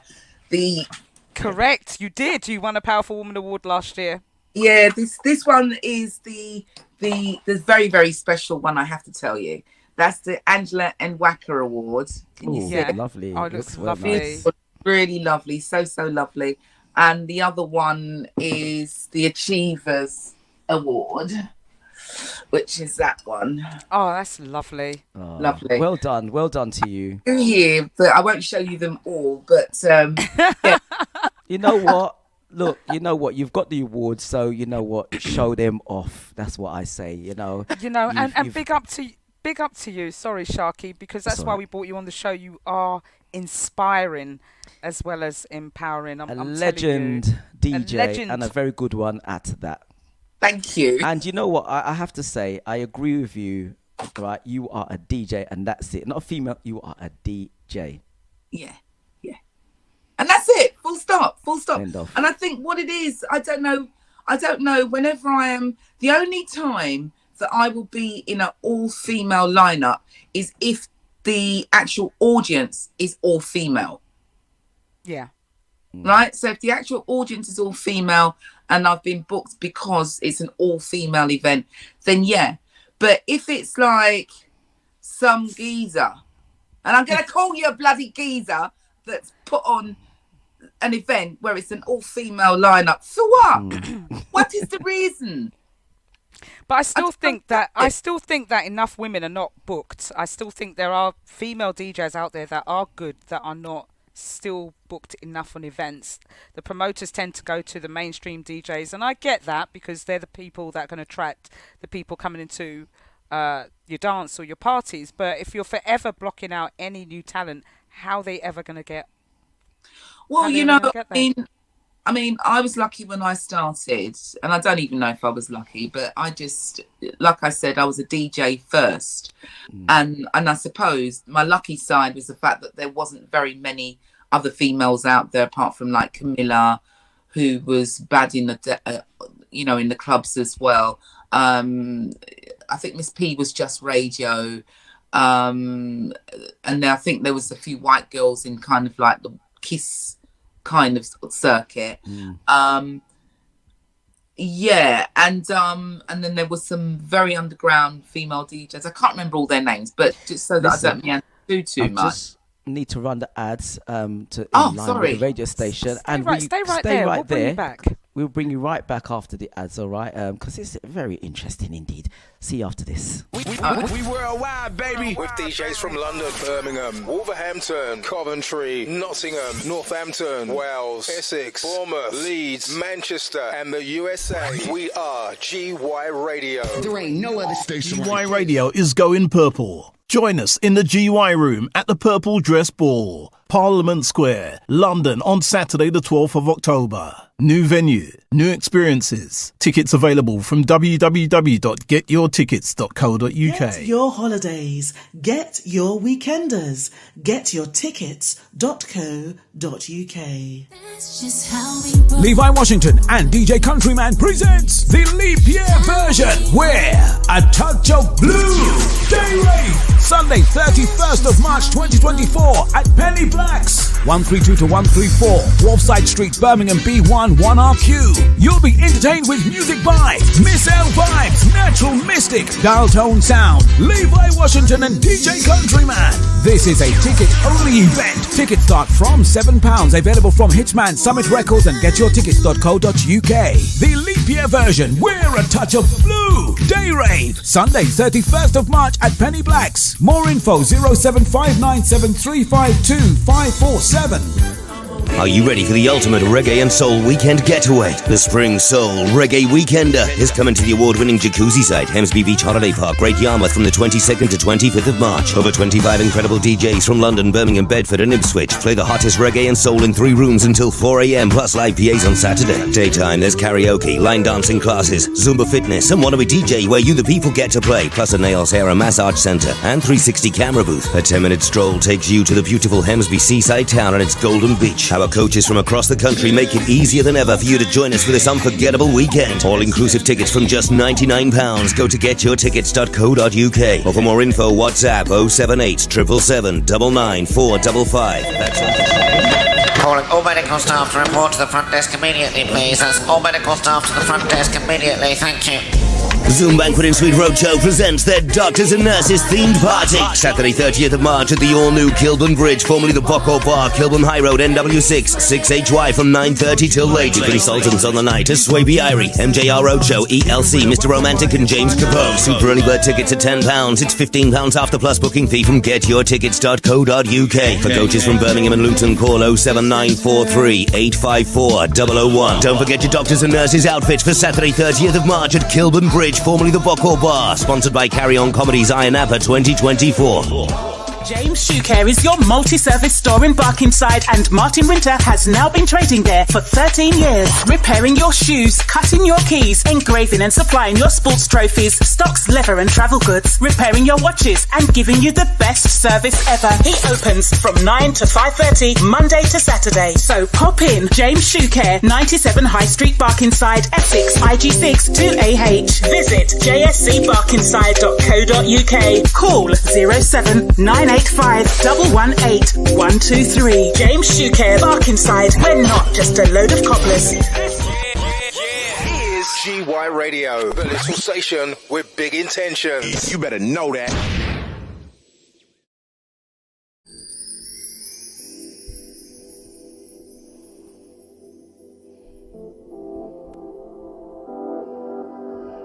So we are back, and we have the wonderful DJ Elaine. Baby, I've got your back. Everything you need and more. Just stay here. So big up Touch T. I'm not calling you Butters. Just joking about, sir. He said he's blocking me. Don't you dare. Provide for you if you want me to. Tell me, show me that you're ready for love. So it's a Mother's Day. Who have we got in the chat room? Big up yourself, Kenny Peony. Says on a whole female support, on a whole female support men, it doesn't always work the other way. And Touch says I'm not getting a look in. Of course you're getting a look in. Slide between the sheets. I just need to touch your heart. Nothing in between. We don't need to play no games. Take my hand and follow me. Baby, it's in the cards. I'll make you complete. Baby, get comfortable. Leave your troubles behind. So this is the virtual couch. So far we have one this morning. Daniela, the firefighter. Big up to Daniela. What an interview that was. Definitely got to get her back on the Breakfast Flight show one morning. So watch out for that one. And right now we've got DJ Elena, who's going to carry on right after the next couple of tracks. That you're ready for love.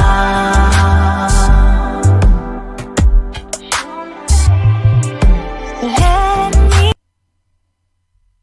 know, please, that you're ready for love.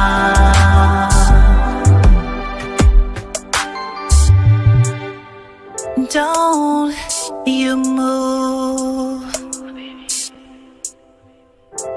I've got plans for you. Can't you stay just a little bit longer? Keep it right there, baby. Tell me, show me that you're ready for love.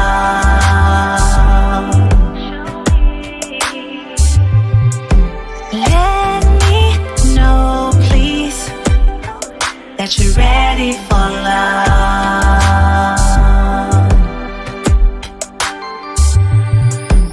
Tell me, show me.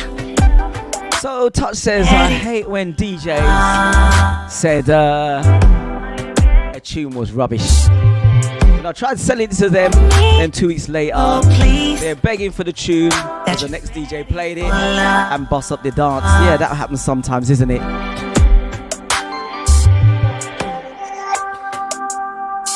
Ooh. So we got just under an hour left. Time is now 6 minutes past 2 in this Sunday afternoon. And it's Mother's Day, and it's always nice on a Mother's Day, isn't it? Lately my dreams are so sweet. In the air, weighs on me. I make mountains out of nothing. I'm still clinging onto something on the surface. Played it cool, unrequited, and I never knew. Now I'm facing all my fears. So we have the DJ Elaine and the wonderful HBQ back. Still here. Guess I love way too hard. Guess I love way too hard. Did I make this up? Am I the one, the only one in love? Sounds of a Malia track called Only One. Only one in love. Track that you wanted, DJ Elaine, is called Dreams. It's by Scary Pockets and Leone. Yeah, you make it look easy. How you do it, you're amazing. As if nothing even. So just the two of us mash up. Disappearing just like magic. And I never thought I'd ever be the one to fight. With the first taste of a bad day, lose my appetite. And I never thought I'd ever be the one to lie. Needing somebody, needing somebody. Guess I love way too hard. Guess I love way too hard. Did I make this up? Am I the one, the only one in love? Okay. You guys are enjoying yourself too much. No, I'm not. But that's what it's all about. Hold the mirror up. Yeah, I'm still here, but nothing's the same.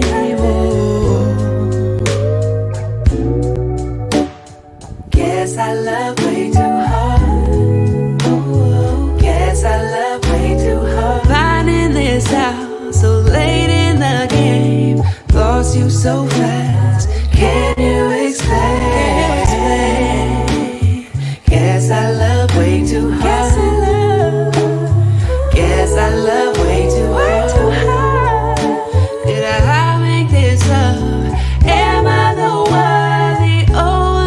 Good afternoon to Pearl Lady, and good afternoon to DJ Juicy also. The only one in love. How you guys doing?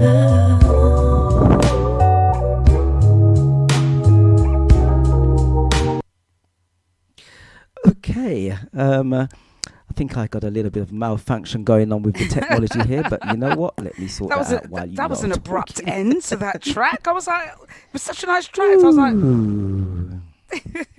Well, listen, welcome back, DJ and Lane. I brought you back because my next guest that was supposed to come on can't make it. So if you've got a little bit of time, you can spend another half hour with us out of your day to celebrate this International Women's Day virtual couch show with us. I'll be absolutely happy. Anything, my darling. So, sharing the screen with you looking so gorgeous, it's an honour. It's an honour. And, you know, talking about image and everything like that, sorry if I can be like, since we've got half an hour, I love T-shirts. I've got so many T-shirts.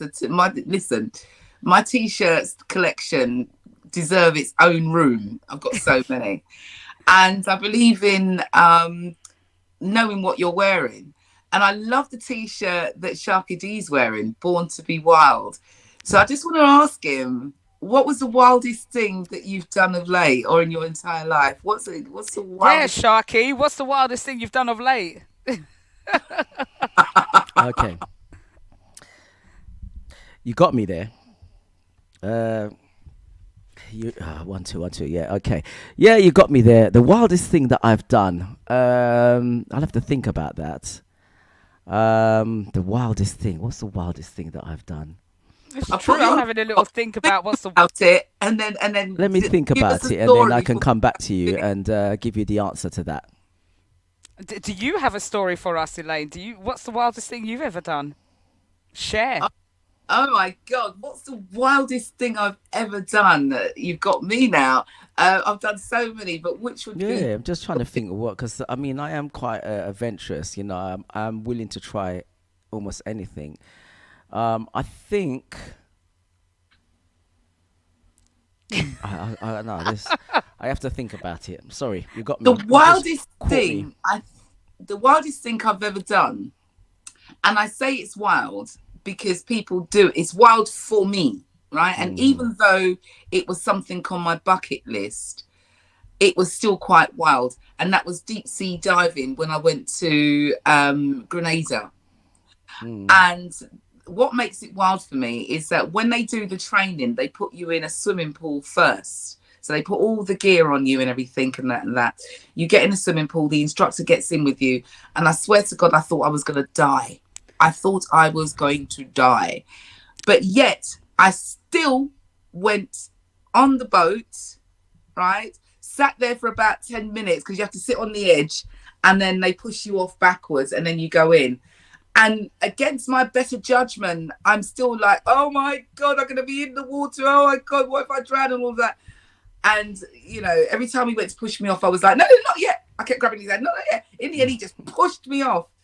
And that to me was the wildest feeling I've ever had in my life. But you see, when I actually went down deep, and was amongst the elements down there, I didn't want to come back up. Yeah. Now you see, I've watched too many films now. I've watched far too many films, and I watched one the other day about being stuck way deep down near the bottom of the sea and sharks were surrounding them, and one about a woman that was stuck in a cage and they were on the bottom of the ocean floor, and I watched one about roller coaster, and I just don't want to go on anything or do anything. I really would like to do a parachute jump. That would be my ultimate wildest thing to do. I would love to. I don't know if I've got the guts anymore. I should have done it in my 20s, 30s. Now, with this anxiety stuff going on, I don't know if I could cope with it. I think the wildest thing I've ever done is abseiling. I abseiled down an office building for charity in London. One of the tallest office buildings. Abseiled down. Yeah, that's nice. I think anything like that, we've got to take a chance, isn't it? You can step out your front door and get run over by some toddler on a scooter. Do you know what I mean? that could have emotional damage. Damage. It's all about the element of risk, though, isn't it? Yeah. I have to calculate the risk in what I'm doing now, you know? I still want to live to a grand old age. I wouldn't say it's the wildest thing, but one of the most exciting things that I've done, talking about jumping out of parachutes, is flying one of them little airplanes. I've done that. I went on that. Go on. Yeah. And I think the instructor, he turned around, he told me what to do and everything, then he just let it go and the plane just went I was like, I just saw the earth coming, and he said, don't panic. He said, pull it up slightly, and he just left it to me, and he said, pull it back slightly, and I pulled it. He said, that's it, take it easy, take a deep breath to pull it. And as we went down, we came up and flew the plane, and that was quite wild and frightening as well. Yeah. At the same time. Yes, I think that might be one of the wild things that and I would call it wild because it was frightening. Yeah, I think so. I think so. When you kind of abandon, caution to the wind, you know what I mean? Feel the fear and do it anyway, Yeah. The feeling, you just, oh my God. Would you ever do a bungee jump? I'd see No. those. I would. No, I couldn't. I would. I love those kind of. I'm a kind of person that would take that risk and just get off that rope and just jump. And I think, you know what? If I'm to die today, I'm going to die. But I died doing something exciting. No. I'll be like, baby, sign your will, yeah? You sorted that out. Then you now jump. Not doing that. You know what I mean? Now, I'd love to do a bungee. To be honest with you, I'd love to do a bungee. I mean, like zip roping and all that. That was wicked. I mean, those kind of things. I did some zip lining in Jamaica. That was actually quite terrifying. I screamed. I actually filmed it and screamed the whole way along the route. Down. Yeah. But I'm not a coward by any means. I assess the risk. And there's things that I'm quite brave and courageous and want to go out there and do different stuff. That's why I talked about being a jet fighter pilot. I'd love to, if I went back in the day and I could have, if you could have any other job, what job would it be? Something different. And that was mine. Yeah, mine right now. And I find that I've been saying this for the last maybe 20, 30 years. When I come back again, I'm going to be a forensic scientist. Yes. A forensic. Sounds CSI, Get to the CSI truth. stuff. Yeah. I get to the truth. I quite like the idea of working with dead bodies as well, being a pathologist. I don't know why. I think I've read too many Patricia Scarpenter books, but yeah. Yeah. Working with the dead to find out how they died. Yeah, I don't know. Morbid curiosity in me. I love the films where, I can't remember the one that Denzel Washington was in, where he goes to a crime scene and then everyone's gone. He just sits there and he just looks at the room, looks where the person was sitting. I've seen that. Yeah. Try to imagine what could have happened. I love all of that. That's why I ain't got a boyfriend, because I always find out the bloody truth. They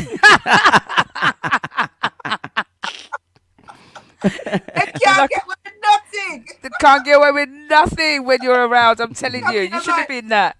It'd be like, you smell of Dove soap. So you smell of Dove soap. We ain't got Dove in this house. Touch C says, I ain't doing nothing wild. Hell to that. No, maybe. Nah, the wife might be watching. Wendy says, Forsnick would be interesting. Forensic, sorry. Forensic. I've never heard of it like that before. Forsnick. Thank you, Sharky. I thought he was going to say foreskin.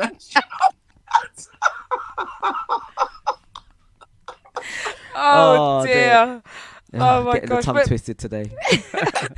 But listen, Elaine, the last time I spoke to you, okay, you said you were thinking about doing certain things. Now I'm trying to hold you to task here to see if you've actually achieved or started any of them. Now, one of them you said you thought about setting up a sewing school. Do you remember that in your mum's house?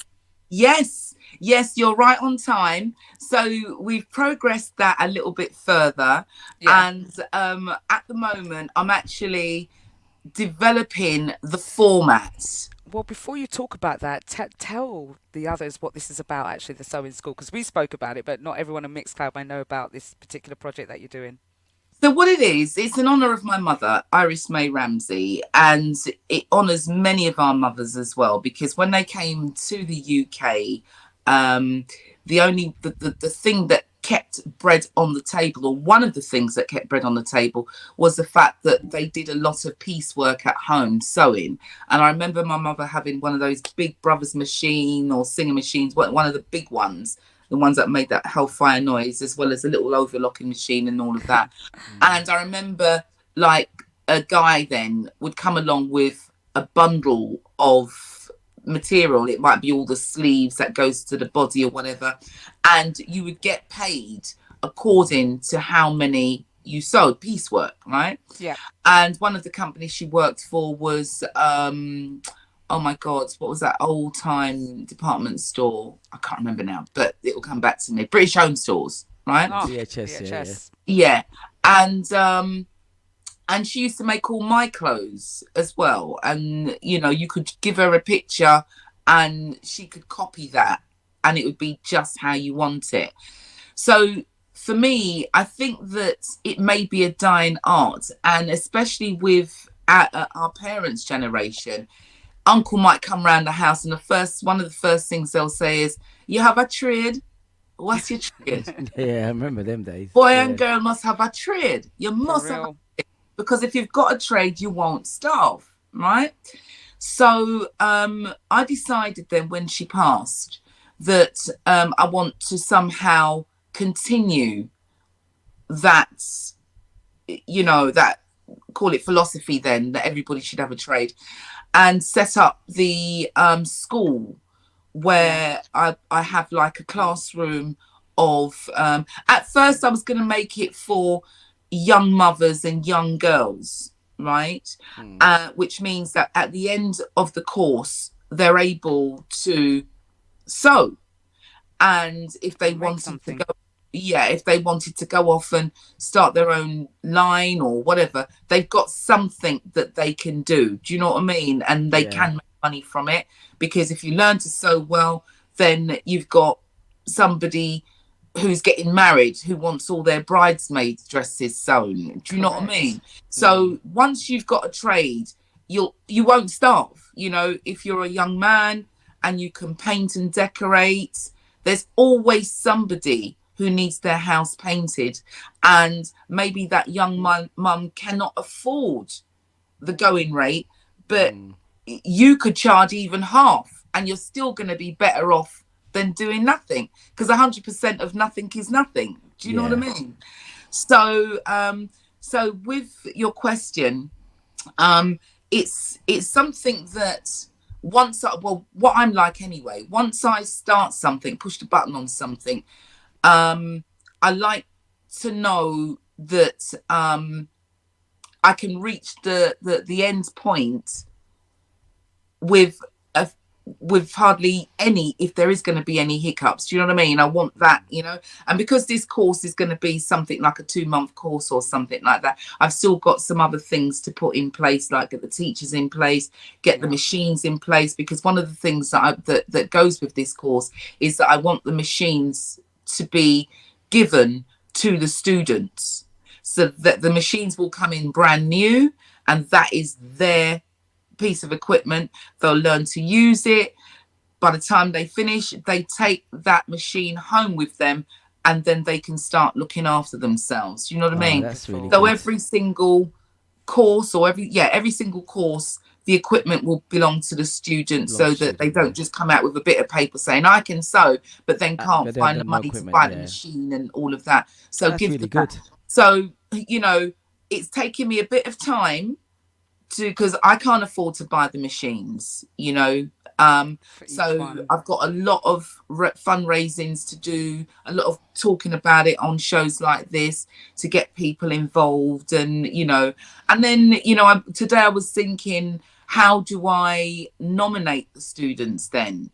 Is it going to be a process of elimination? So there's a lot of back office work that I've got to do, and you know, you want to make sure that the students that come on board really want to do this. Otherwise, you've wasted a machine and you've wasted time, where a student who really wants it should be sitting in that place. Because I only want a class of 20, in between 12 and 20. You know what I mean? And that's it. And I'm still deciding whether I want to include guys in there as well. Because I'm thinking maybe there's a separate one for guys who want to learn carpentry. But in this day and age, it's the gender, you know, there's many guys that want to sew. There's many girls, as you were saying, you can't reference it to one gender. You can't. So you've got to exactly. You know, if you guys are going to be coming like firefighters and like plumbers and electricians, we need to sew as well, right? Yeah, you need to sew as well. And I mean, I don't know if you've seen this little phenomenal. I think his name is Max on Phenomenon on TikTok. Little guy, and he designs and makes all of these fabulous garments. I've just fallen in love with him. I don't know if he's French or whatever. Little curly hair, but he's really bubbly. But he's there. He's using a machine. He goes off to whichever department store, buys his fabric, talks about the design that he wants to create, and next thing he's made it, and he's made it for his little sister. He's made it for models. He must be about 9 or something like that. What? Oh wow. Yeah, he's young. I think. What's his name? Max. I think his name is Max. Little boy. Max. But he's fantastic. So, you know, I think that before we used to say that there should be an age limit, but actually I think that just pay attention to your children's natural ability. Ask them loads of questions, because this week they may want to be a fireman, the next minute they want to be the robber. Do you know what I mean? Yeah, so just keep watching them, and soon as you can see where their talent is, parents, everybody, get behind them and nurture that. If you see this little boy, a bit like the Williams sisters, you know, they were born for purpose, you know. They were, certainly. Yeah, but just to go back to what you're saying, it's coming, it's very much on, you know how you would cook oxtail? You have to make it simmer. Let's not talk about oxtail and planting. We were talking about that this week with Rudy Liquid on the Breakfast Flight Show. Really? But coming back to your sewing machines, perhaps you can do a drive where people may have sewing machines at home that they're not using, where they can just donate. I want brand new ones, all right? I want brand new ones, and actually I want the company of the brand to donate, donate and sponsor. If it's going to be all singers, then you give me 20 machines every year. Do you know what I mean? And I think that's the mindset I'm having, because I think that with us as black people, we are so talented, and we have got ideas dripping off of us. We have. Right? But we've got the mentality where we feel like because we don't have any money, we can't have the best. And if you don't ask, you don't get. And I'm pretty sure if I did a drive, I would have hundreds of people donating their machines. Problem with that is they'd all need to be refurbished, right? Yeah. Some may be in good working conditions, whilst other, you know, so thank you for that. However, you know, we're talking about sewing machines that singers and brothers and all of these people, they know it's a dying art. They are still selling machines. You have a captive audience with what we're doing. I would like some brand new sewing machines for my students. Excellent. Please. Yeah. Very much. You know what? That's such a good idea, and like you said, it's a dying trade, and to revive it, and to let people be proud of what they do. Excellent. Yeah. Brilliant. Yeah, and in this world of fast fashion that we've got, where it's so much more cheaper to just go to Shein, Temu, Pretty Little Thing, Boohoo, and buy these cheap clothes, we need to be encouraging ourselves to make our own. My mum used to sew, and I used to sew way back, and I'd love to take that back up again. I don't know where I'd find the time amongst the other many things I do. But just as a last question for you, and talking about things that you said you was going to do. 291 Club. Now that was infamous back in the day. Oh, We yeah. loved the 291 Club. It was notorious for anyone that was going on that stage. If you weren't that- good, where's that was that it. hook? You were getting booed. I'm sorry, But, darling. I'm sorry. If there was a 291 Club with the jokes that you tell, like on the show, I think I'd have to be breaking the hook. But I think somebody might want to. So Elaine, just to let you know, on the Breakfast Flight Show, Monday and Tuesday, once a month we have the comedy special. Rudy Liquid comes in to co-host, and we normally have a comedy guest. And at the end of the show, I tell jokes. So I say I'm an aspiring comedian, and they are. Some of them are good jokes. Some of them are the way that I tell them. So I'm trying on my structure and context. So a lot of them are posted up on my Facebook, so you can have a listen and see what you think. See if HBQ's got talent or no talent, as they call it. Babes, I know exactly where you are, because me, on all of the shows that I've done in the past, I tell jokes, I sing, I'm a frustrated comedian and a frustrated singer. So it all comes out. I know where you are. But the thing is that I don't take myself that seriously. I've made records. You know what I mean? Literally, Noel McCoy called me up and he's like, Elaine, come and make a record. And I'm like, well, I can't sing. He said, don't worry about that. Come make a record. You need to make a record. So we went off and I made a record. Do you know what I mean? And whenever I play it, sometimes I PA it out and people quite like it. They're like, you should release that. Maybe I will, I don't know. You have to send that one to us, please. Yes, please, you definitely to send it to us so that we can feature. Can we it in have the show our and say this exclusive is, rare groove, please? Do you know what I mean? Yeah. Do you know, we want a dub plate with our names in it. You know. You know what I mean? You never know, that might be worth some money later on. Later on. Well, it's a bit of a woman's anthem, actually. Women really like it. You'd have to send it to us. But before I get back onto the 291 Club, because Juicy sent something into the chat about sewing machines. She said, my mother led the way with a sewing machine. She always made special outfits for us. I followed her footsteps by doing a 4-year fashion diploma, which I enjoyed so much. Unfortunately, it's been years that I haven't used a sewing machine or done any sewing, but I know it still lives in me, and we still have a machine in the house. And she says she's inspired to hear Elaine is organising her sewing school, a reignite of a dying trade. I thought it was really important for you to hear that. So thank you very much. Well, what's her name? DJ Juicy. DJ. Oh, hello, DJ Juicy. Well, when one of the things that I've got to do when I do this school is I've got to find tutors. So she's got a diploma and everyone is going to get paid. So that's why I'm going to not, start it until everything's in place. Salaries are in place and all of these kind of things. So I say to her, don't be surprised if she gets a call to come and pass on some of her knowledge. Do you know what? Look, as you say that, right, I have a friend who is like, she's all into sewing, and I'm going to let her know. I'm actually going to send this clip to her so she can see it. She's always on the Instagram. And she does it old fashioned. And I'm going to recommend her. But I'm going to talk to her first. And let her know. I'm sure she's going to be happy about that. But she sews all the time. And she's got about 5 sewing machines, And she'd be very helpful to you. So I will get in contact with her and let her know. Thank you, Sharky. Thank you. I can't wait. I'm so looking forward to this. Her name is if you go on Instagram, her name is Julie Corian. Julie Corian. Julie Corian. Yeah, Corian. Croien. Julie Corian. Thank you, Sharky. Now, Lisa says, my mum still sews on her Singer and Brothers sewing machine, not forgetting the overlocker. Oh, my God, remember the overlocker? Right. Even I remember that. Yes. And that was years ago, overlocking. Wow. Yeah. Thank you, Lisa.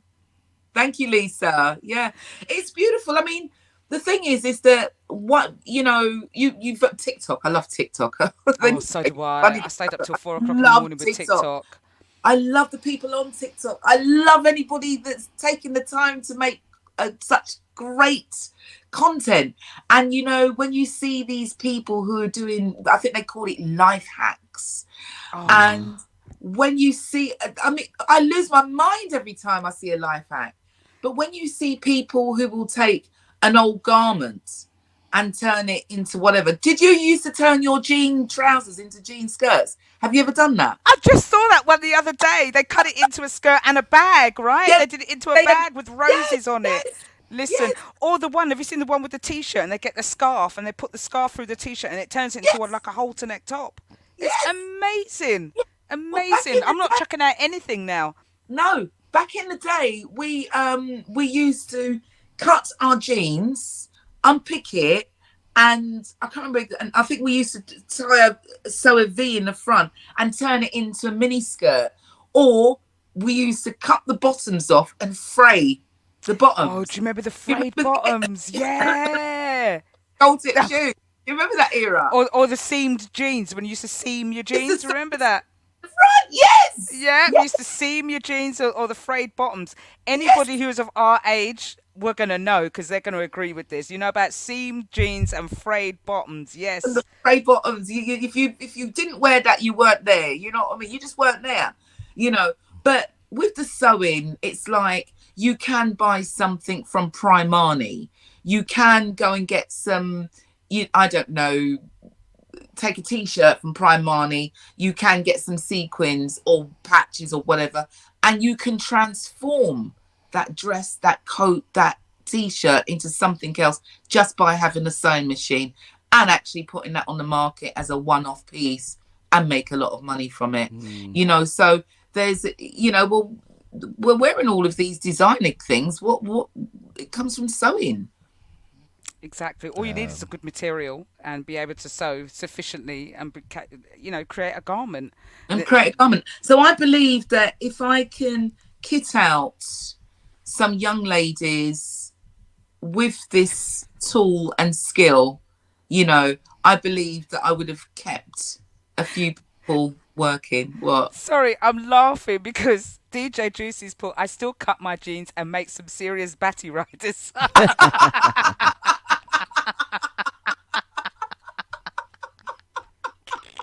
Now you know why I was laughing. I'm looking at you and I'm thinking Elaine's looking at me like, why is she laughing at me? Because I just read her comment and I'm rolling on the floor right now. Sorry. And Lisa says, yeah, oh my God, I've done that with my hardcore jeans and made a skirt. Crisscross back to front, says DJ Rudy. But Juicy, by far, your comment making some serious batty riders. Oh my God! That's what I'm gonna do for the summer. Yeah. Big up DJ Rudy says, pull together, all one love, all great questions and positivity. Nice one. Oh, thank you so much. It's thank been you. fun.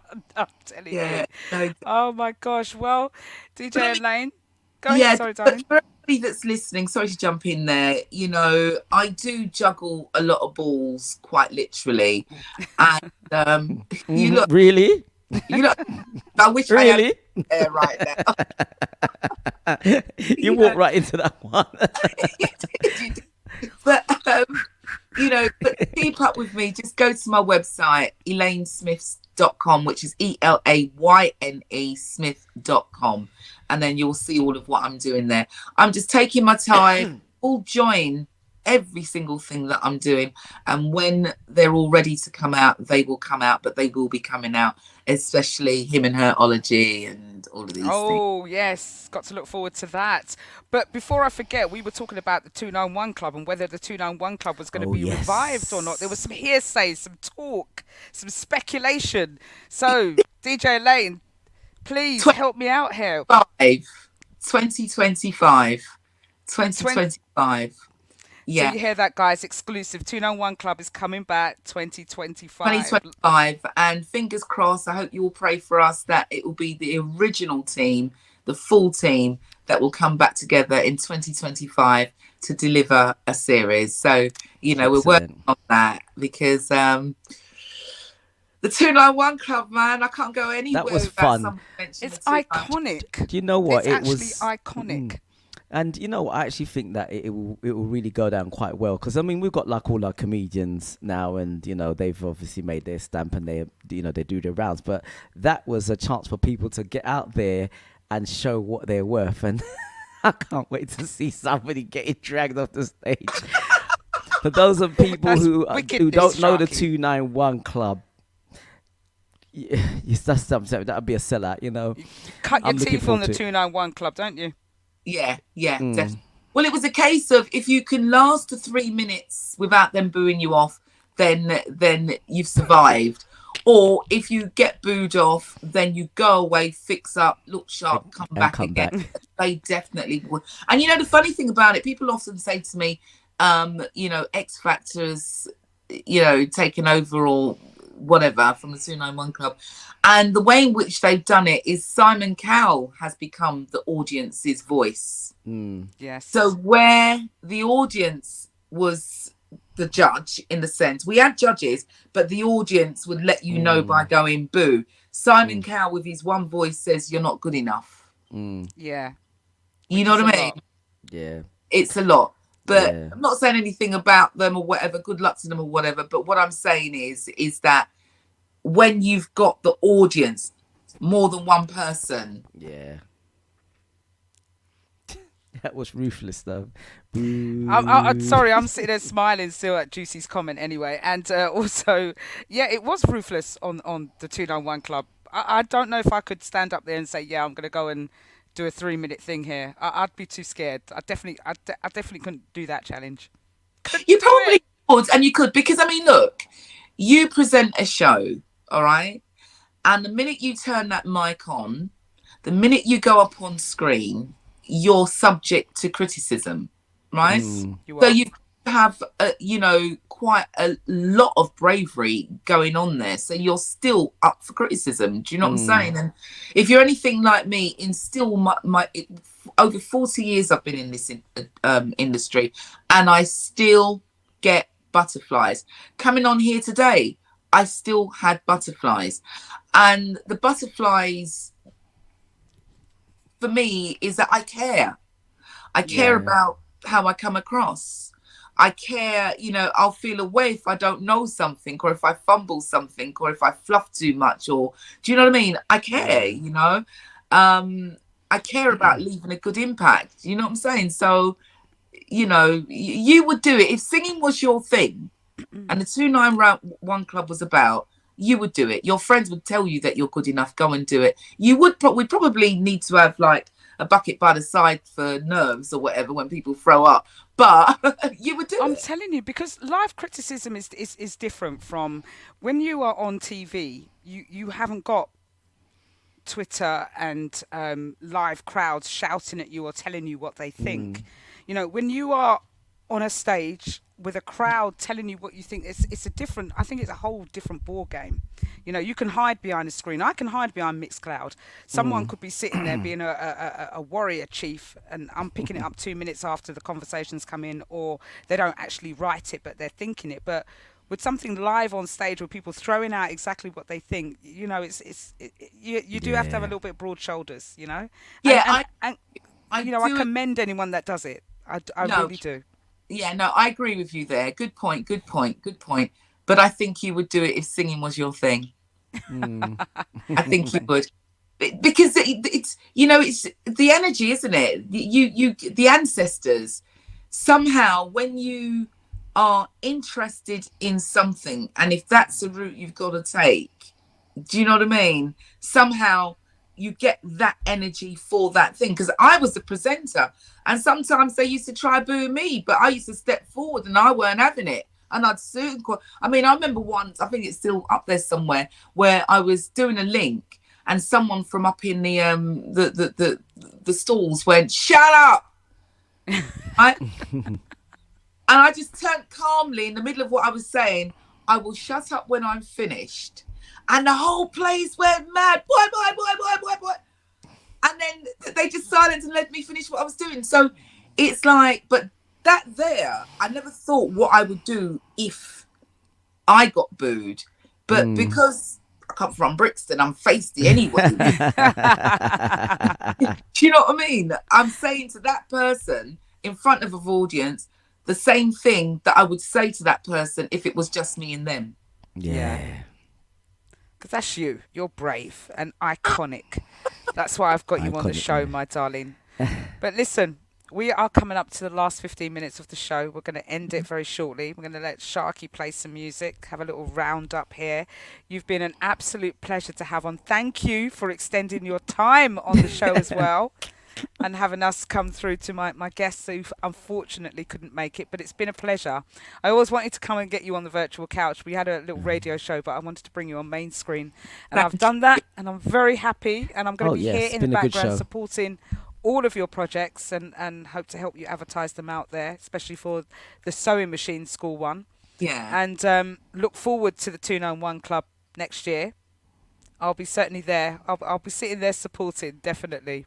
Get my tickets and come. Thank you so much. You do a beautiful show, my darling. You really do. And going back to females who want to be presenters, but as we're talking about club DJs, just learn your music, know what you want to play, and don't let anybody put you in no female lineup, man. Or in that female box brackets. Box. That's it. I'd like to big up Zach from LWR, because he didn't do that. He selected people because they were good, and he is responsible for a lot of female DJs out there. As like Daddy Ernie, he was very, very good. He turned on Jenny Francis. And I think he had something to do with Miss P as well. But there's a lot of female DJs out there that he's constantly because he brought me on as well.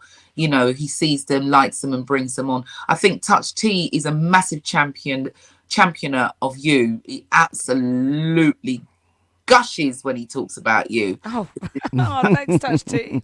Yeah, he does. How much did he pay you? Thinks you're on point. He loves your show. He says you've got it all. This is how he was introducing me. But I was like, I know her. I know. big up Touch T. Thank you, Touch.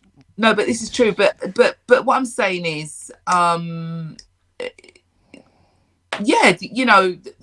we need to put on our own events, right? And not a woman's event. It doesn't have to look like it's a woman putting it on. It just means that women are in control and we're putting on the events.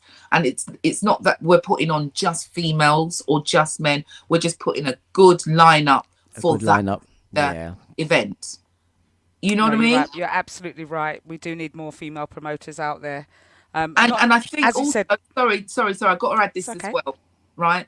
And when we're putting on these events, we have got to be discerning, because I think that a lot of people are putting on events because it keeps their names out there, and then they're us DJs and wanting us to do it for nothing.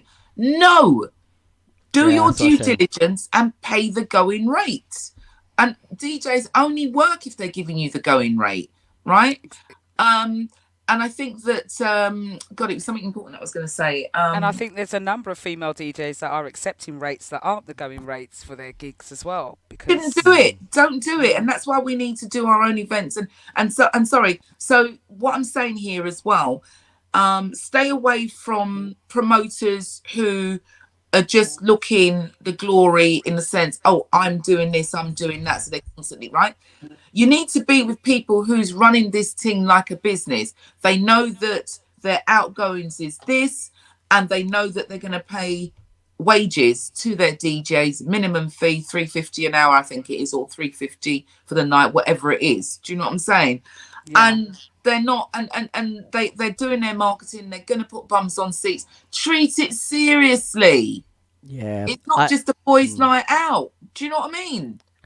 Yeah, I agree with you, and I just hate it when somebody books you, they don't make the money, and they're like, "Well, I didn't make the money, I can't pay you." When you're making a profit, you ain't telling me you're going to give me extra. That's a very good question, actually. That brings me on to another question. Do you think that DJ should be responsible for promoting an event? When you get a promoter that says you have to sell these amount of tickets or bring this amount of people, do you think that's right? It wasn't like that in the beginning. When we started, you had your own crowd and we came and entertained your crowd, right? Now people are booking you because they want you to bring your crowd with them. And it's a different climate. because people of my age group who was probably raving with me back in the day, there's probably about 5% of them that's going to come out, because half of them, some of them are dead, some of them got arthritis, some of them just needs to be in bed before 10, some of them don't feel like they look good enough anymore. Do you know what I mean? Don't get me started. Don't book me if you say that again. I said, don't get me started. You know what I mean? So I think that there's nothing wrong with bringing a DJ on who's got a crowd, but you have got to negotiate that with that DJ. So that DJ has to agree to do part of the marketing to their audience as well. You know what I mean? So when you take a booking, so if I'm taking a booking, there's 2 levels, right? You're going to book me to come and entertain your crowd, or you're going to book me to bring my crowd. And if I'm bringing my crowd, that means I've literally got to do some marketing to my crowd to give them notice. Some of them need to get them eardo. Some of them need to get organised babysitters. Do you know what I mean? All of these kind of things. And I don't think my crowd is a crowd that's out week after week after week after week, because I'm not out week after week after week. So I'll go somewhere special. So note to everybody out there, if you're booking me, you either have your crowds, and if you're in which case I'll come, and it costs 1 fee. If you're booking me because you want me to bring my crowds, then you got to give me good notice, and it will cost you extra money, because I've got to then market it to my audience. And when I'm marketing to my audience, I'm picking up the phone to people, which is taking time out of my day. Yeah, no, you're right. Yeah, I agree with you there, 100%. Because I've had this standing conversation with Sharky about, going DJs being booked for events, and then they're going to have to do their own promotions or bring people there, or forfeit this, that, and the other. And I'm thinking the game has changed from a while back, but maybe this is how it goes. And as you succinctly explained there, it's twofold. And Touch T said DJ should be booked for the talent of being a DJ. And then he's put funnily, hey Siri, what's the purpose of being a promoter?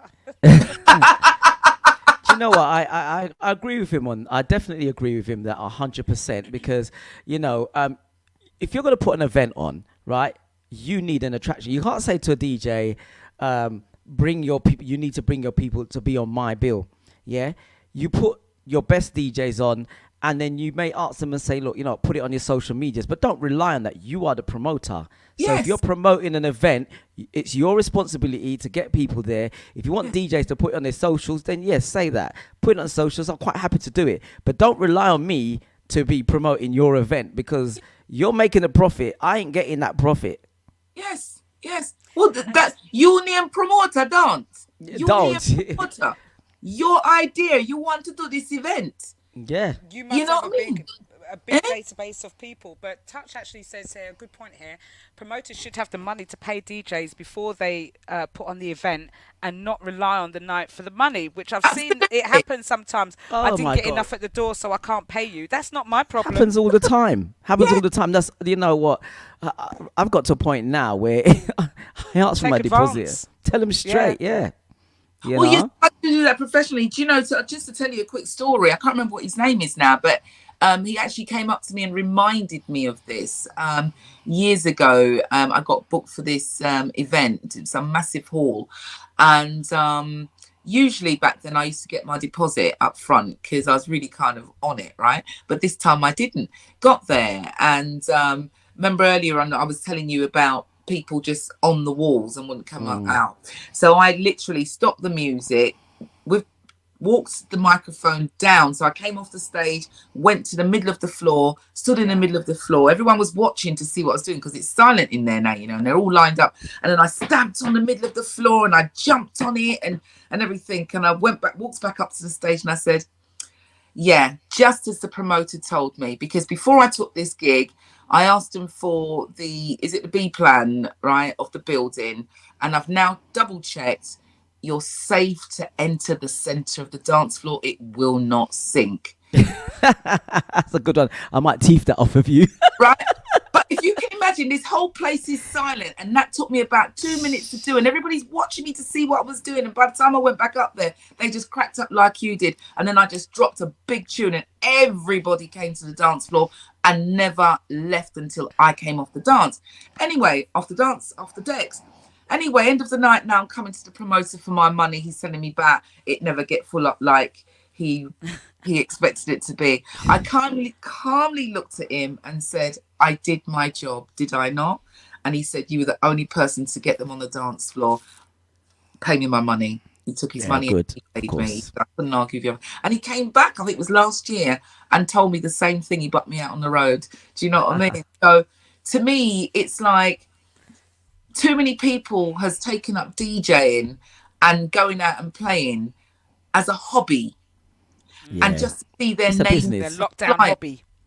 And just to, you know, some guys are behaving like they're the drummer of the group, where, you know, the drummer always gets the girls, isn't it, for some reason. So, you know, if they're a promoter, you got these girlies that, oh, my boyfriend's a promoter, he's a sound man. Do you know what I mean? And they're doing all of these dances for those reasons. On a fist, stop it, right? Stop it. Business. Elaine, you know what? We're running out of time. But I'll tell you what, I could talk to you forever and a day.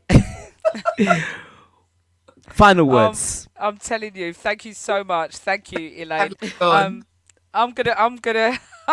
gonna have to let the show go now. As Sharky just said, we are running out of time. We've got to run the ads before 3 p.m. and then we've got other DJs coming on GY Radio from 3 p.m. So thank you so much. And as Sharky said, any last words for us aspiring DJs?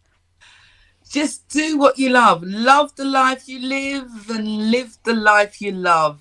Just love. Just love it all. Just love. Right. It's been brilliant. Thank you very much. Thank you again. And we'll talk to you Happy again Mother's Day. Elaine. Happy Mother's Day to you too. See you later, everyone. Take care. Bye. Bye. Oh, bless. what a fabulous interview that was. I thoroughly enjoyed it. I mean, that was for an hour and a half. We've had her on for. And unfortunately, we couldn't have Eunice Olumide come on, but she's going to come on again on another show.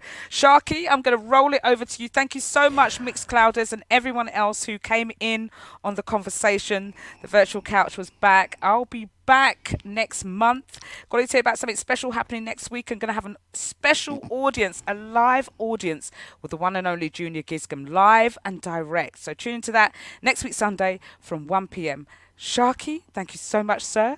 Over to you. Okay, HBQ. Oh, girl. What have I done here? Right, so I'm going to play this last tune out, okay? Guys, this one's going out for all the mothers out there. I got sent this one. It was sent into the group by Polito Donna, and I think it's very fitting to end the show with. Oh my gosh, it's I think I've just downloaded a recording. Oh my god, the track that I actually wanted hasn't been downloaded. What a madman. Oh, listen, let me just download this right now. Crazy. Oh, messed up completely. I'll play this one instead. Throw some love at that more you feel. Go look in the mirror, tell me what you see. Throw some love at that more you feel. Appreciate the scars, that's the beauty. Throw some love at that more you feel. But don't keep it to yourself, let it be free. Throw some love. Right, I'm going to cut that one short because this is the one that I actually wanted to play, okay, guys? This one's going out for all the mothers out there. All right.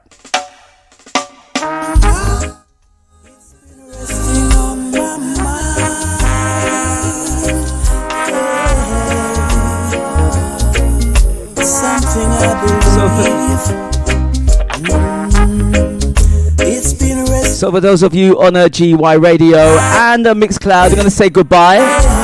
Hope you all enjoyed the show. It was absolutely brilliant. Thank you for joining in. And don't forget to follow SharkyDJ and House Party Queen on Mixcloud. And we will see you soon. Happy Mother's Day. Happy Mother's Day. Happy Mother's Day. Happy Mother's Day. Happy Mother's Day. Happy Mother's Day. We take for granted when we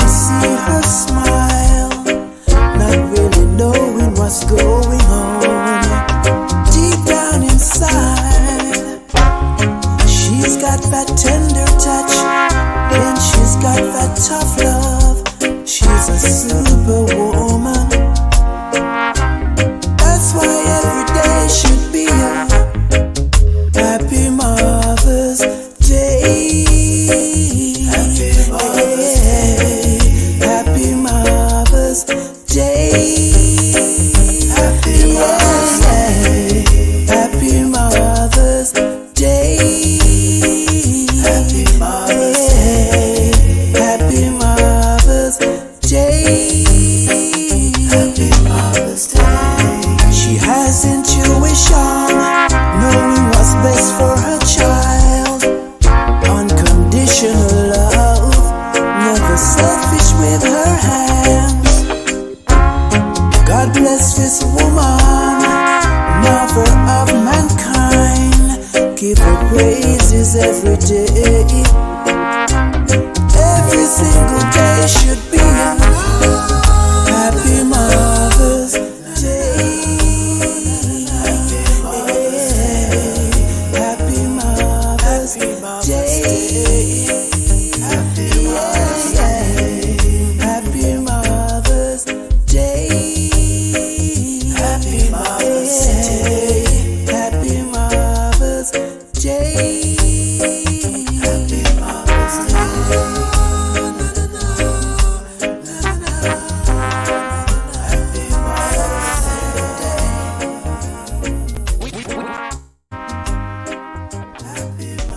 We worldwide, baby. With DJs from London, Birmingham, Wolverhampton, Coventry, Nottingham, Northampton, Wales, Essex, Bournemouth, Leeds, Manchester, and the USA. We are GY Radio. There ain't no other station. GY Radio is going purple. Join us in the GY room at the Purple Dress Ball, Parliament Square, London on Saturday the 12th of October. New venue, new experiences. Tickets available from www.getyourtickets.co.uk. Get your holidays. Get your weekenders.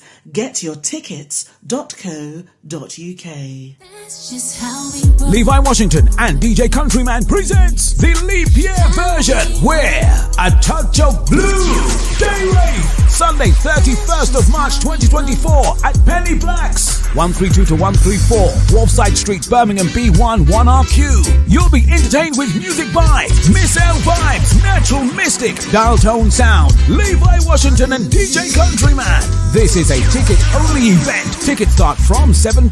Available from Hitman, Summit Records and getyourtickets.co.uk. The leap year version, We're a Touch of Blue. Day rave. Sunday 31st of March at Penny Blacks. More info 07597352547.